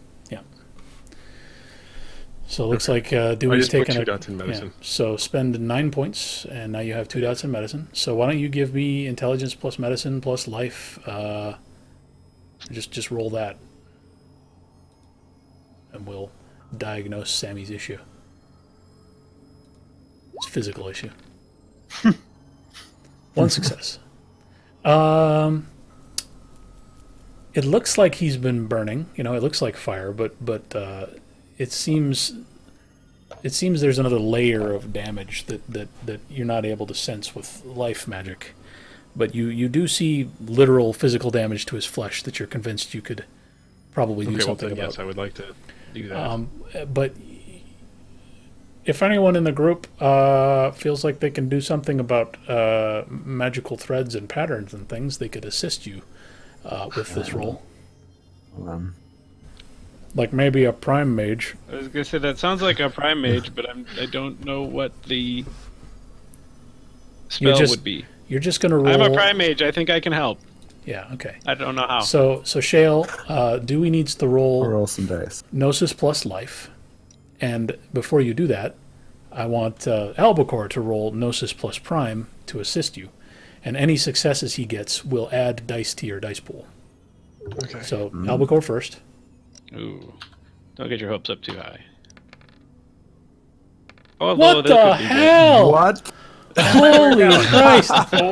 4 works. So Four Gnosis successes. plus life for me. 4 Gnosis- successes out of 3 dice. So now Dewey roll Gnosis plus life plus 4. Jesus. Only 1 success. All that. Wow. What a waste. Dewey. Okay, so we'll say that the supernal assistance from your Pull friend your dick Albacore, out of your demon truck's tailpipe and roll. the assistance you got from Albacore means that the harm to Sammy's pattern has been resolved. Your 1 success was enough with his assistance to accomplish that. The life magic, 1 success is only going to heal 1 bashing damage. So Drew, one of the bashing wounds you took, you can erase that. Thanks. So then, did that make me use a mana up? Let's look. Probably. Spell reference. Did I use a mana for any of the bullshit I was doing? No. Good. I didn't know what the hell mana was, so that's 3 dots, healing heart, heal others' wounds. Yes, it's a point of mana, and you healed 1 bashing wound. Oh, you know what, Drew? No, actually, he can heal lethal wounds with that spell so too. he healed the lethal wound and not the. Yeah. Got it. So put the check mark back and remove the X. Yeah, there you go. Got it. Is that from burning his throat? Yes. Okay, I have a question too. You had me roll Gnosis Thanks, plus Dibia. life, but here it shows Composure plus Medicine plus life. Yeah. Okay. So, all right, that's a rote. We'll get into rotes in a minute. Ah, okay, that's a rote. Okay, never Yeah. mind. Normally, when you cast Yeah. spells at this point, Yep. it's all Yep. Gnosis plus Arcanum. Yep, no, I get it. That's if I have the memorized spell. Oh. Am I a mage now? As far as you can tell, you're a mage. Yeah. So now I'm down to 6 mana, is what you're saying. You are. You have spent a point of mana. Just mark one of them with a check mark. Okay. I'd like to cast Emotional Urging on Druby to help him feel better from all the pain he was in. I'm fine. He says he's fine. No, really. All right. He says he's fine. Okay. I just want to fail it and make him feel worse. All right. You're a dick. Leo, would you roll wits plus prime, please? Sure. Did I miss where we said how to decide how much mana we have? 7. You have 7 mana. Okay. I got 2 successes. Okay.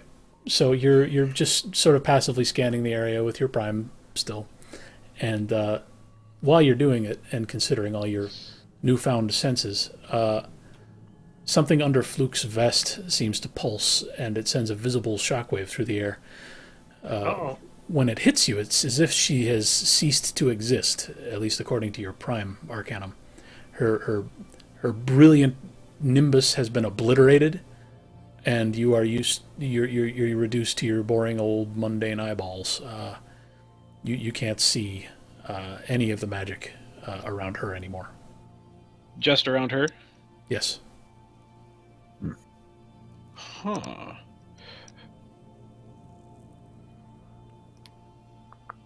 Nobody has any questions about that in particular? I do. Yeah. Okay.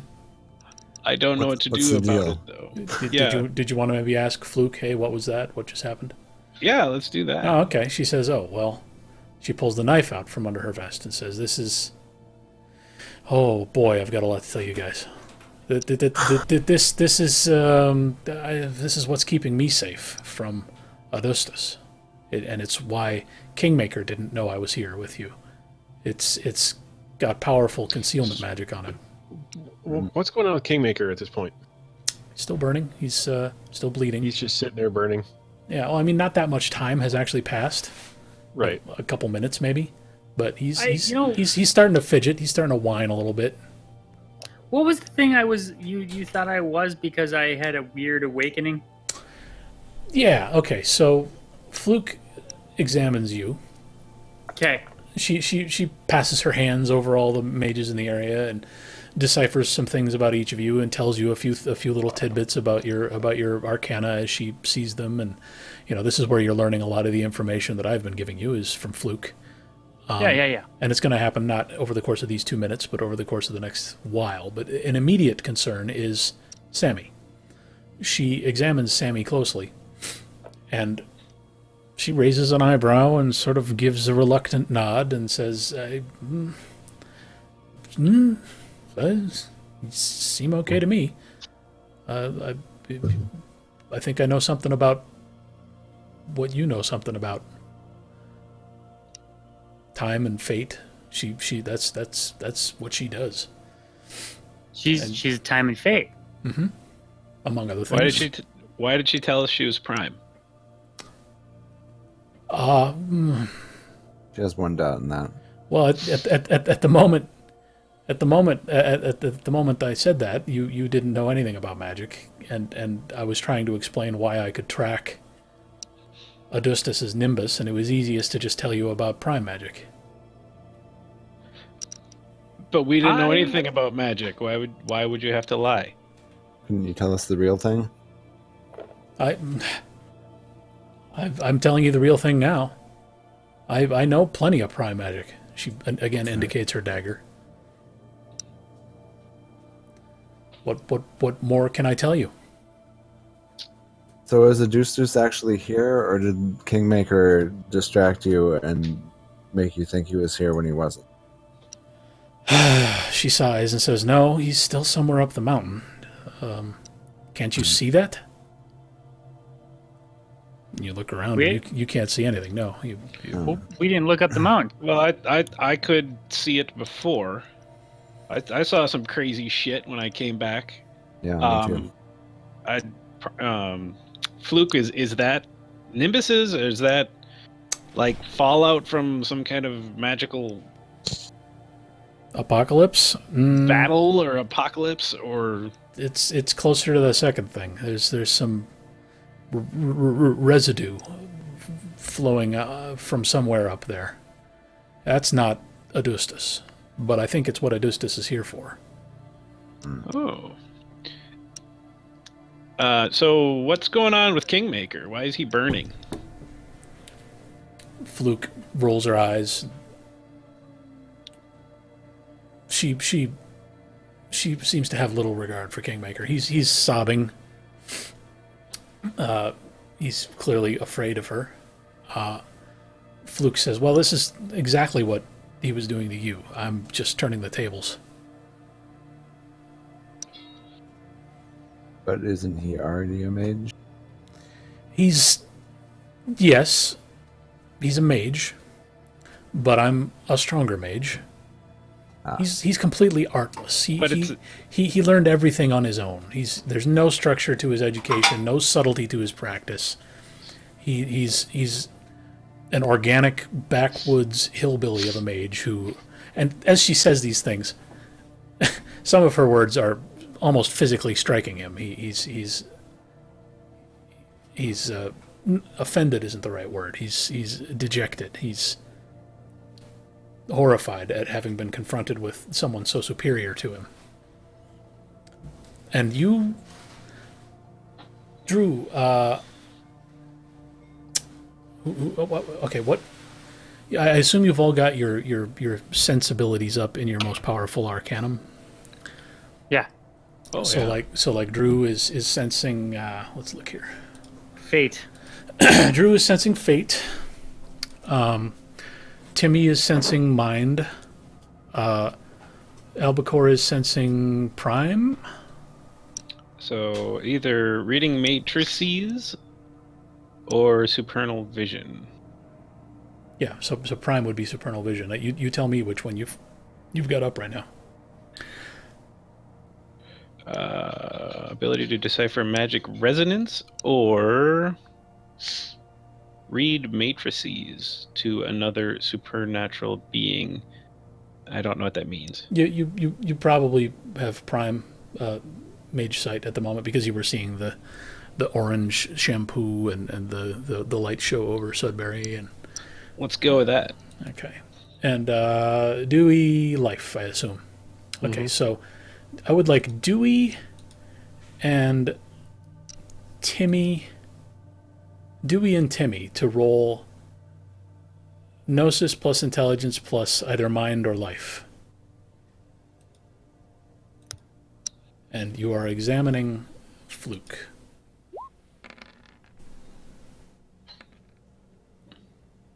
Three, yeah. All right, 2 from I Dewey, had 2. 3 from Timmy. Dewey, you recall Fluke saying she was 23 years old. And as far as you can tell, with life magic, she is exactly 23 years old. Timmy, you take a chance and examine her mental signature. You're worried that she's going to detect you in the process, but you examine her closely, and you feel like she's older than 23. She didn't lie when she said her body was 23, but she's lived a few more years than that somewhere in her. Mm-hmm. I knew it. All right. So how do we resolve the Kingmaker situation? He would be on his knees begging for his life right now if he wasn't tacked up to a tree and in fact had no knees. You guys are going to have to do something to convince her to let him down or stop what she's doing or just kill him. You're one way or the other. Should I shoot him in the face again? Fluke's comfortable with that. This is the kind of mage my kind of mage likes to keep dead. She's furious at him for the bullshit he pulled with you. All right. And take away his magic. Listen. Let's take a vote. Who wants me to shoot him in the face again? Jesus Christ. I'm not in pain, so I feel like I'm not going to just take his nose off this time. I will shoot him in the face. I am in favor of that. I don't think we need to shoot him in the face. Like, No. if we want him to be dead, He'll just get there. No. He might end up living and turning evil. I think we should put him down. Right, but he was the one that was awakening us, right? Why would we want him dead? Well, she just told us that the whole process of awakening is to either murder us or steal our mana while we're under. So That's not quite what she said. That's what I took it, because I was barely listening because I was in pain because you guys didn't heal me first. So I think we shoot him. Does anyone want to try and explain to Sammy what Kingmaker was really accomplishing? I'd kind of like to straighten him out. All right. I mean, it was he laid a trap for us. He wasn't trying to steal our mana or anything. He was trying to determine if we were really mages and awaken us. Okay, so let's say Dewey wasn't a mage. What happens to Dewey? Dewey dies. No. I'm asking these guys. I Well, want he them to would've say died. it. Oh, Is that okay? Do we want Dewey dead? Dewey, do you want to be dead? I'm not. Fluke's nodding. Fluke says, "Yeah, that's the conundrum here. That's part of the reason not to do this. Is Let's it turns kill you this into a fucker. murderer." Let's Well, how kill- many people has he done this to already? God knows. That's- She has no That's idea. right. That is right. I You want to know know what? why he Timmy's did it. right. That's Let's what get I on want. Timmy's side. Is there a Timmy purpose is as on to my why side. he's trying to determine who is mages and who is not and awaken them? Well, Dewey, he tried to kill you. repeat And the I I wanna question. want to know at if he's least know target- that before we kill him. I want to Well, know if he targeted us. Killing him, but I want to know why he was doing this first. You want to know why? Okay.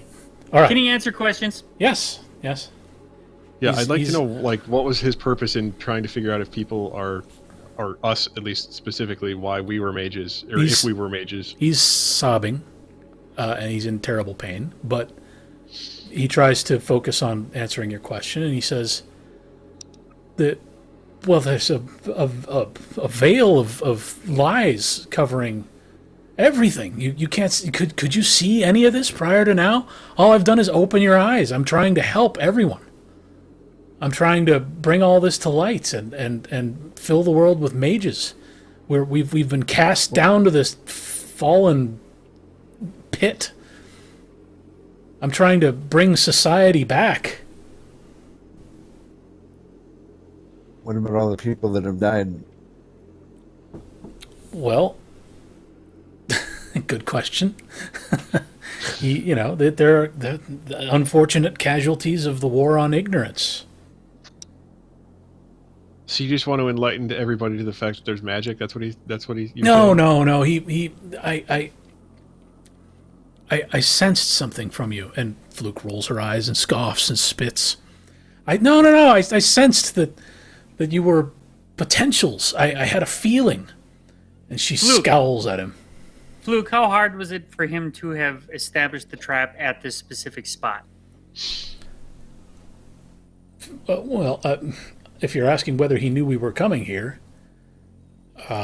clearly he did. I mean, there's probably not a lot of other obvious targets once you leave town by the North Road. I assume he knew we were headed here because anyone he thinks is potential who walks out the north end of town is probably on their way here. All right, Kingmaker, why did you pick us? Well, he just explained that he was positive that you would all be mages if he only got his hands on you and put you in these dire situations. He apologizes. He's sorry to have traumatized you, but look at what happened. I would like to shoot him.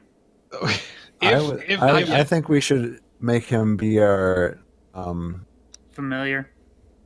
familiar, or Well, if have him be we, a contact that can help us in times of need. right, if we stop this, will he help us? Well, everyone needs friends, right? Right? But okay, so he suspected that we could be mages. What was his like? Okay, so we are. So did he have a certain intent for us now that we are mages, or did he just want to make us mages and yay, go on your way? Fluke speaks on his behalf and says he did not have a plan. He is a stupid asshole, acting irresponsibly out in the woods like some 13-year-old with a book of matches. And frankly, if you want to kill him, I say go for it. He's risking exposure on a level I thought was impossible outside someone on Odysseus's scale. But he's Okay. been, I don't know how long he's been doing this. Okay, but we've established that you lie to us. And Kingmaker nods and says, "Do you know what she is? What is she? She's an assassin." But if she assassinates bad people like Odysseus, then that's okay. Oh, I see. So bad people. Who's judging bad people?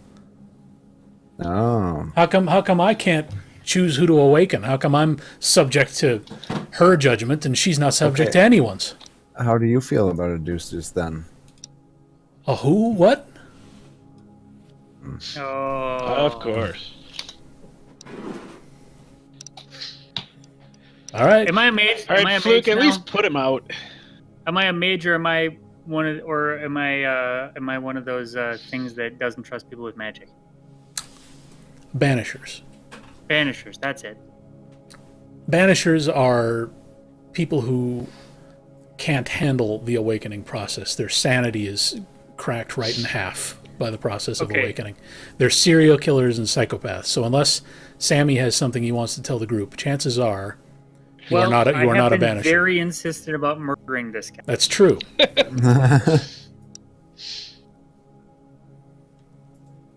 So, what do you guys want to do? Kingmaker could be a resource. He could be an ally. He could be totally useless. Is there some way we can control him with some of our various things that we've got going on now? That we can just, prevent him from doing anything worse? Oh. That, I mean, just, with our various Fluke? spells that we have. Fluke knows how to do it. I don't trust Fluke either. I would like to roll Sharpshooter's Eye. Sharpshooter's Which is Eye. Composure plus Firearms plus Fate. Which is wait. To do what? to aim at a place where he doesn't get up. It's not his nose that's gone. He doesn't have any legs. Listen. Okay, Drew. Okay, one other thing to notice about the spell reference that I put in front of you guys before you make any more rolls like Sharpshooter's Eye. If a spell has a yellow background like that, it's highlighted. Yeah. That means it's got some crazy conjunctional aspect to it. So, like for example, Sharpshooter's Eye. Let's look it up. You may very well have all the required Arcana, but let's just check. What page does it say Sharpshooter's Eye is on? Doesn't say. Oh wait, 149. 149. Sharpshooter's Eye. You need Fate plus space 1 and either life or matter 1. I have matter 1. You don't have space 1 though. I don't have space 1. Son of a bitch! Never mind. Damn it. So you would. Well, you guys know me. I want to gather information, so I feel like we should not let this resource die. He's apparently an idiot, and he tried to murder us. The one person who has been lying to us the whole time told us he's an idiot. I also said he's an idiot and an asshole who tried to kill us. Well, yeah, but we know you. Yeah, but I don't think he tried to kill us. You fucked your shit up. Oh, he tried to kill you. This is making me hate magic people more. He tried to kill us if we weren't mages, but we're mages. So everything's fine. Yeah, the fact that we didn't die excuses his attempted murder. Well, he didn't. I don't think he was trying to. He wasn't trying to murder us. He was. This whole path of being a banisher is looking better and better. I don't think he. If he was trying to murder us, he would have just murdered us somehow. Like he didn't know what was going to happen. No, he wasn't. So I don't think he was trying to murder He wasn't us. explicitly trying to murder you, but that doesn't mean he's not a murderer. He was trying to awaken us. If it didn't go right, we would have died. At this point, I'm with Albacore. I'm an information seeker at this point. All right. Yeah. So I don't think we should kill him yet. I'm with Albacore. I'm not completely against killing him at some point, but right now I don't want to. And if Fluke is so much more powerful than him, shouldn't be something that intimidates her. Oh, he doesn't intimidate her at all, but it's. I want to ask Fluke why she isn't just killing him. Why do we get to decide if she's so powerful? Well, you're mages now. I mean, I'm not just going to dictate what happens here. We're effectively traveling companions at this point. Oh.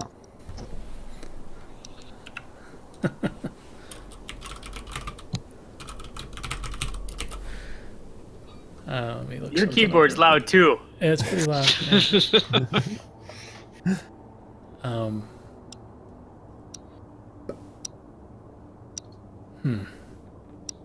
Well, Fluke, put him out, and if he causes any trouble, we'll let you kill him later. I'm trying to figure out how to... Drew, for serious, or are you just joking around? I'm pretty kind of serious. All right. Well, go ahead. What was that, Albacore? I'm telling Fluke to put him out, and we'll let her kill him later if he causes trouble. Okay. She grunts in exasperation and shrugs and waves her hand, and his legs stop burning. And the points of light at his shoulders disappear, and he drops bodily to the ground in a heap. And the new perspective, the new direction that his gravity's acting on him, causes the blood to start flowing a little more freely out of his face. You may want to act to stop that if you intend to keep him alive. Not Who's a- got that covered? That's me. That's definitely not me. That's going to be Can't even put a band-aid on his face. that's going to be probably Dewey. He's got the life magic and medicine and. So I would need to. That would be. I'm assuming heal flora and fauna, heal wounds. There's a. I don't need to necessarily heal, or is it because he's? Does it need to be healing heart because it's healing others' wounds? He's not an animal or a plant, so it's going to have to be. It's going to have to be healing heart. Okay, so that's. Spend a mana and roll Gnosis plus life. Okay.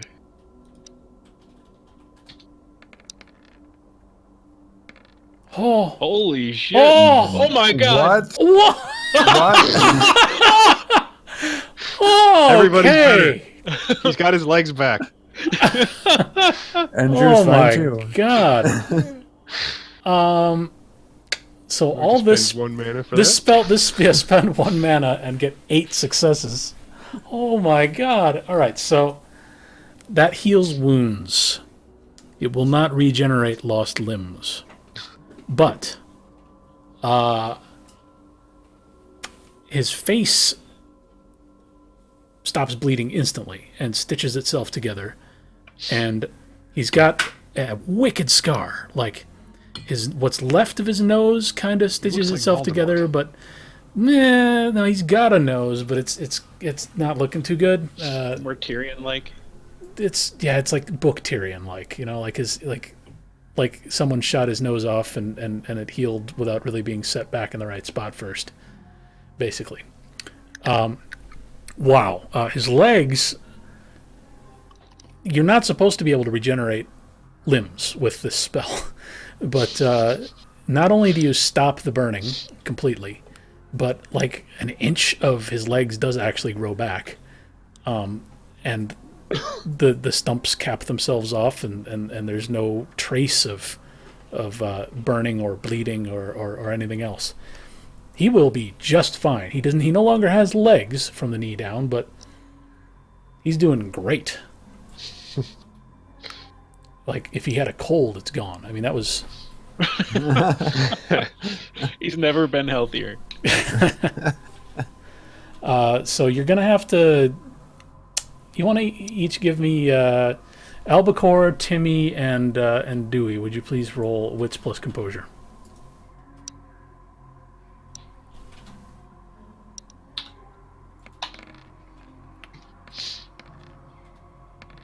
Oh, no. 1, Dewey. 1, and 3.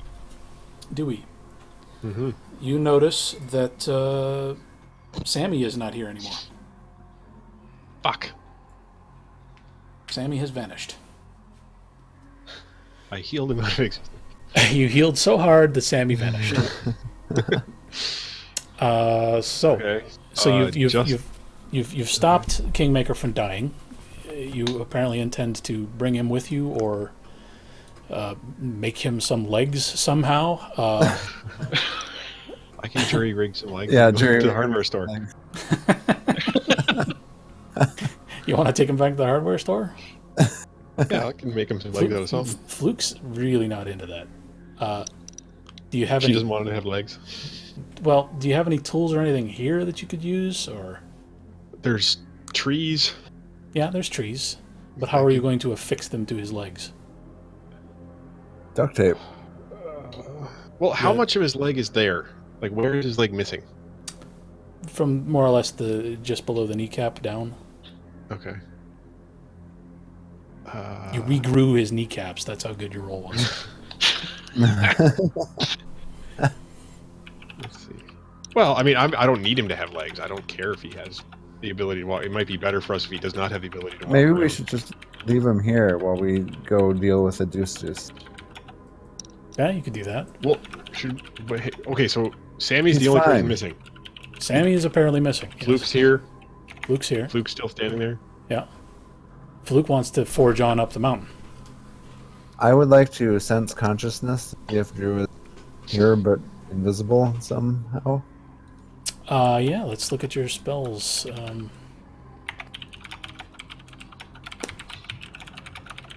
What level of mind do you have? 3. 3. Okay.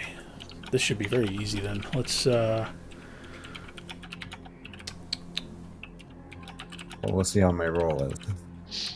so you could cast Sense Consciousness, but that's got a limited range. I'm wondering if there's something slightly more powerful. I mean, you can. What can you do? Since Yeah, you know, okay. since you know Sammy very well, we'll just say you can cast this beyond a sensory range, and All right. attempt to detect specifically Sammy's consciousness. So why don't you roll Gnosis plus Mind +1 for your familiarity with Sammy?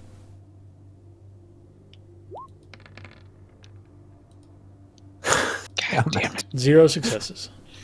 As far as you know, as far as you know, he's nowhere. He's either behind you or in front of you or standing under you, and you are teabagging him right now. You're not actually sure where he is. Can I? Have we looked behind us? That's not where I am.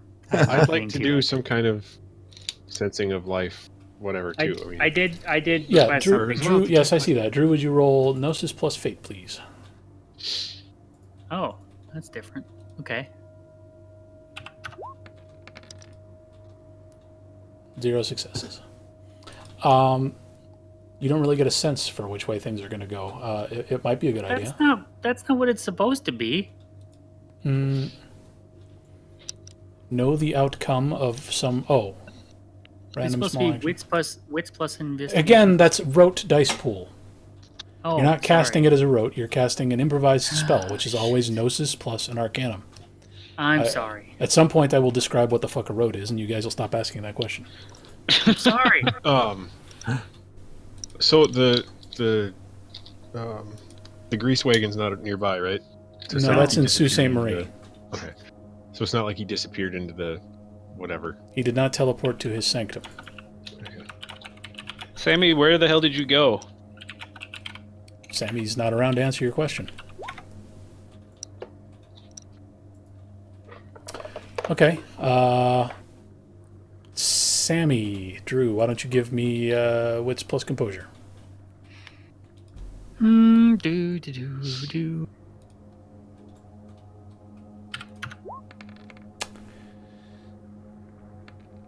2 successes. I hear what you're asking for, but you realize belatedly that you are missing an essential component. Damn it. That was my question. Yeah. All right.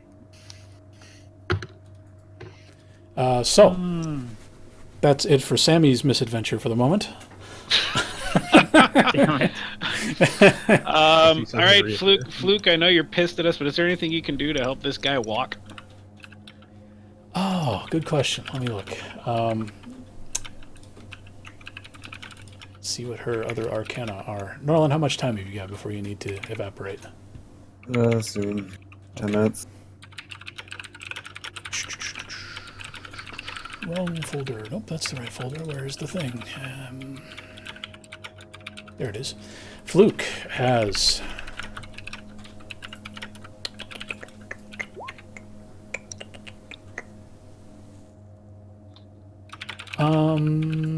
Yeah. She can do something to help. Let me see here. She is thoroughly disgusted by what you have chosen here. She's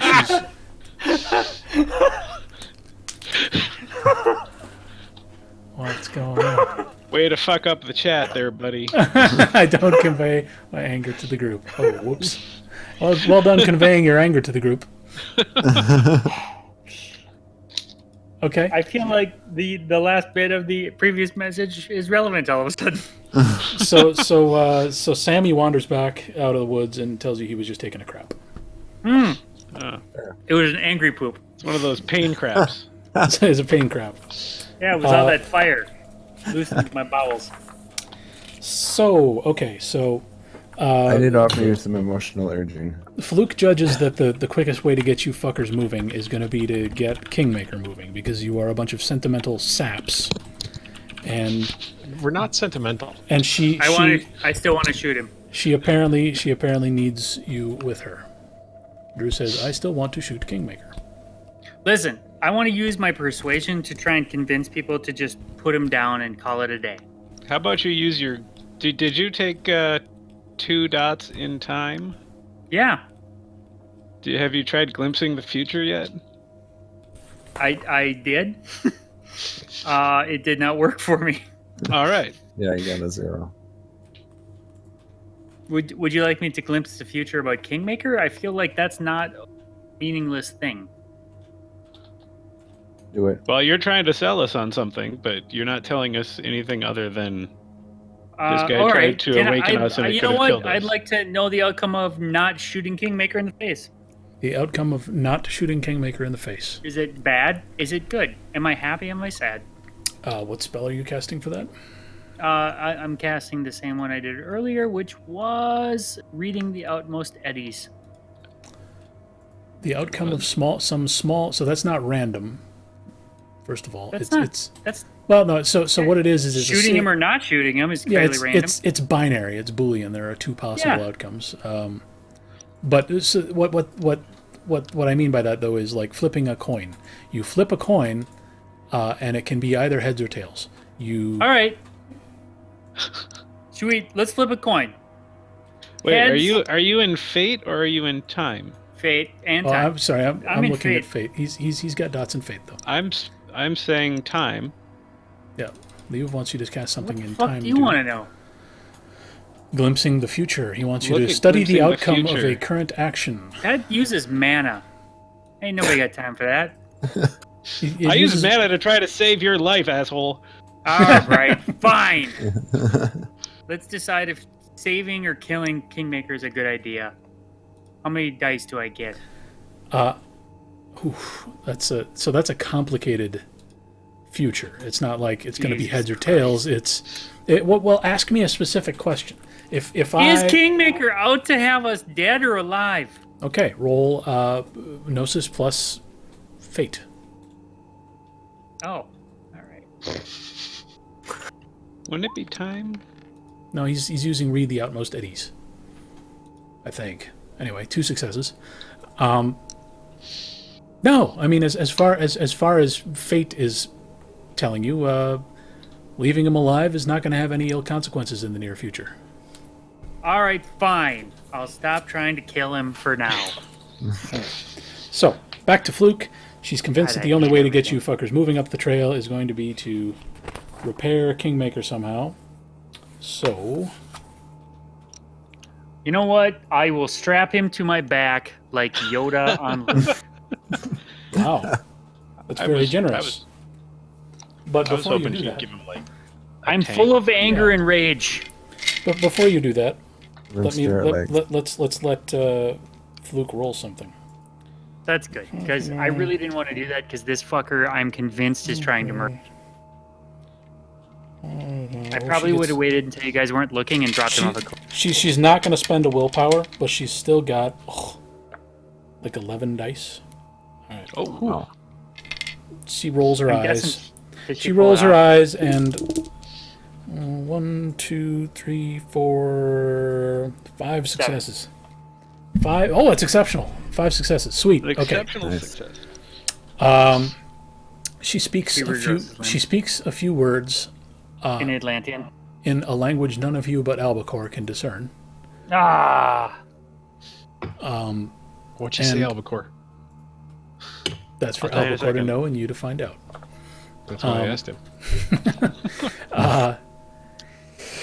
Wingardium Leviosa, and he's flying now. So Albacore sees some of the orange goo around you parts, and in its place, a nice contrasting blue color begins to glow around Kingmaker's legs, and it slowly coalesces. The rest of you don't see this, but it coalesces into the form of, like cool, like ornate blue, shining, not gauntlets, but like gauntlet style boots, like Does he almost have a like tail now? almost like robot Flopping in legs. the ground with a Yeah, tail? sure, greaves. Oh. Sort of mechanical looking greaves made of pure magic. And the moment they finish materializing, the rest of you can see them as well. And they don't look glowing in blue. They look like they're made of brass or something. So he's got perfectly functional robot legs stuck to the bottom of his stumps, and it's just a matter of how long it takes him to learn to use them at this point. But he should be able to walk. I would like to glare at him. Okay, give me presence plus Menacingly. intimidation. 1. +2 1. because he's afraid of everyone right now. Presence plus intimidation is 1, Drew? I have a 1 and 0 in intimidation. All my stuff is Oh. persuasion and subterfuge. Which is All right. So you actually so should have been a you minus. so you glare at you glare at Kingmaker, and And he, now thi- he's sexually attracted he, to you. he thinks you're making a pass at him. Oh, god damn it. I would You've like all- to shoot him in all, the face. All you've really done here is make things real awkward. I would like to draw my gun again. Everyone in the vicinity is All right. extremely uncomfortable. I would like to just tell Kingmaker, you know she can destroy you. You're gonna help us, and if you don't, we're gonna let her. Oh, yeah. You're going to let the assassin kill someone, huh? All right. Fair enough. Thank you. Thanks for the legs. And You're I'll welcome. tell Fluke, hey, just don't kill him yet. We'll see. Uh, All right. We're going to end it there for tonight. Great. Boy, If you all guys... else, we can just throw him at a distance. between the hour of explaining the new mage, some of the new mage mechanics, and trying to resolve the Kingmaker situation, you guys haven't even moved an extra foot down the trail. I moved several feet down the trail. Yeah, you did. Then you came back. And then you came back. Yeah, because Dewey actually took the keys out of his vehicle, so I couldn't just take it and drive away. So Well, Fluke it also is doesn't work anymore. Fluke is getting increasingly would've. antsy. She's a little bit irritated with all I of you. thought we were done. Well, I thought yeah, that's no, why I was we telling are. people We stuff. are. We're done. I just want to describe a couple more things about spellcasting so that you know what the fuck a rote is. As I've mentioned several times now, Gnosis is your natural unconscious connection to the supernal. It's your raw spellcasting potential. You're casting all of your spells right now on like an instinctual level. You're improvising every spell you come up with. You don't know the names for anything. You're just, I think I want to try this, and it either works or it doesn't. And you're using Gnosis to do it. Throughout Magic's history, master mages have codified specific spells in a way that like chisels them right into reality as a recipe for a specific effect, and that's a rote. You need to make hand gestures to cast a rote. You need to be taught a rote, or you need to practice it, or you need to learn it somewhere, read about it. You can invent your own rotes, but you need to have 5 dots in the Arcanum, because at that point you're a master and you're making up your own recipes. But it's not too hard to find rotes. Like other mages will teach each other rotes. Like Kingmaker, now that you've spared his life, can probably teach you a couple of rotes if you have a relevant Arcanum that you'd like to study. And same for Fluke. She's willing to share out some of her knowledge. And you can buy rotes, and you've all made a note on your character sheets for rote dots that you can just apply for free whenever you want at this point without spending experience, because you're supposed to get that when you roll a mage. So your first N rotes, however many you choose, are going to come from that pool of free dots. And then after that, you're going to have to start spending experience to get new rotes. How many of those did we get? I gotta write it down. I think 6. I think you each got 6 rote, Yeah, you gave us 6. rote dots. And so that's each rote is one of those dots, at least for the first 6. Or No. are So they more or so less it's expensive? if you find it on the list here, like let's say you've had a lot of fun casting. Let's look at your prime. You've had a lot of fun casting Celestial Fire, or you only have 2 dots in prime. You've had a lot of fun casting Counterspell Prime, and you think it's incredibly useful, and you want some of the benefits you get from casting it as a rote. You might say, all right, well, I want Counterspell Prime as a rote then. Well, that's 2 dots, because it's a 2-dot spell. Okay. Benefits of casting a spell as a rote are... first of all, it's usually a better dice pool. Like if you're improvising magic, it's Gnosis plus Arcanum. If you're casting it as a rote, you get a dice pool more like what you see on the spell reference. It's, Composure plus Occult plus Prime or something. It's usually, depending on the stats you use, it's usually going to be more dice. Sure. You don't use Gnosis anymore because you're not using your raw, idiot spell casting ability. It's like muscle memory. You're using your own physical attributes and your own brain to cast the spell. There's also a lower mana cost. If you're improvising a spell outside one of your ruling arcana, it's supposed to cost an extra mana. But if it's a rote, it doesn't. And now Paradox, the other thing casting a rote buys you is -1 die in the Game Master's Paradox pool, and we haven't really covered Paradox yet. Paradox may occur when you cast a vulgar spell, or if a sleeper witnesses you casting a covert spell and thinks it's improbable and invokes that curse of disbelief that I mentioned. And that's Fluke, when she first met you, was very reticent to cast any spells in your presence, and when she finally did, she was testing to see whether you were sleepers or not, because if she did a flip of her magic coin and got punched in the face by reality, that meant one of you was a sleeper and afflicted her with your disbelief. Is that why she got so nervous about me messing with her coin? Yeah. Albacore in general. Yeah, Albacore in general made her very nervous because she wasn't able to figure out whether he was a sleeper or a sleepwalker. Paradox basically just means, when you cast a spell like that, before you cast the spell, I'm supposed to roll dice behind the screen here, and the pool for Paradox is determined by several factors, but basically if I get a success or multiple successes, something could go wrong with your spell that you're about to cast. And as you cast more and more vulgar spells in a single scene, you get bigger and bigger Paradox pools of dice. So basically, in a single scene, the chances increase of something going wrong. Reality noticing your spell. But anyway, with a rote, -1 dice in that Paradox pool.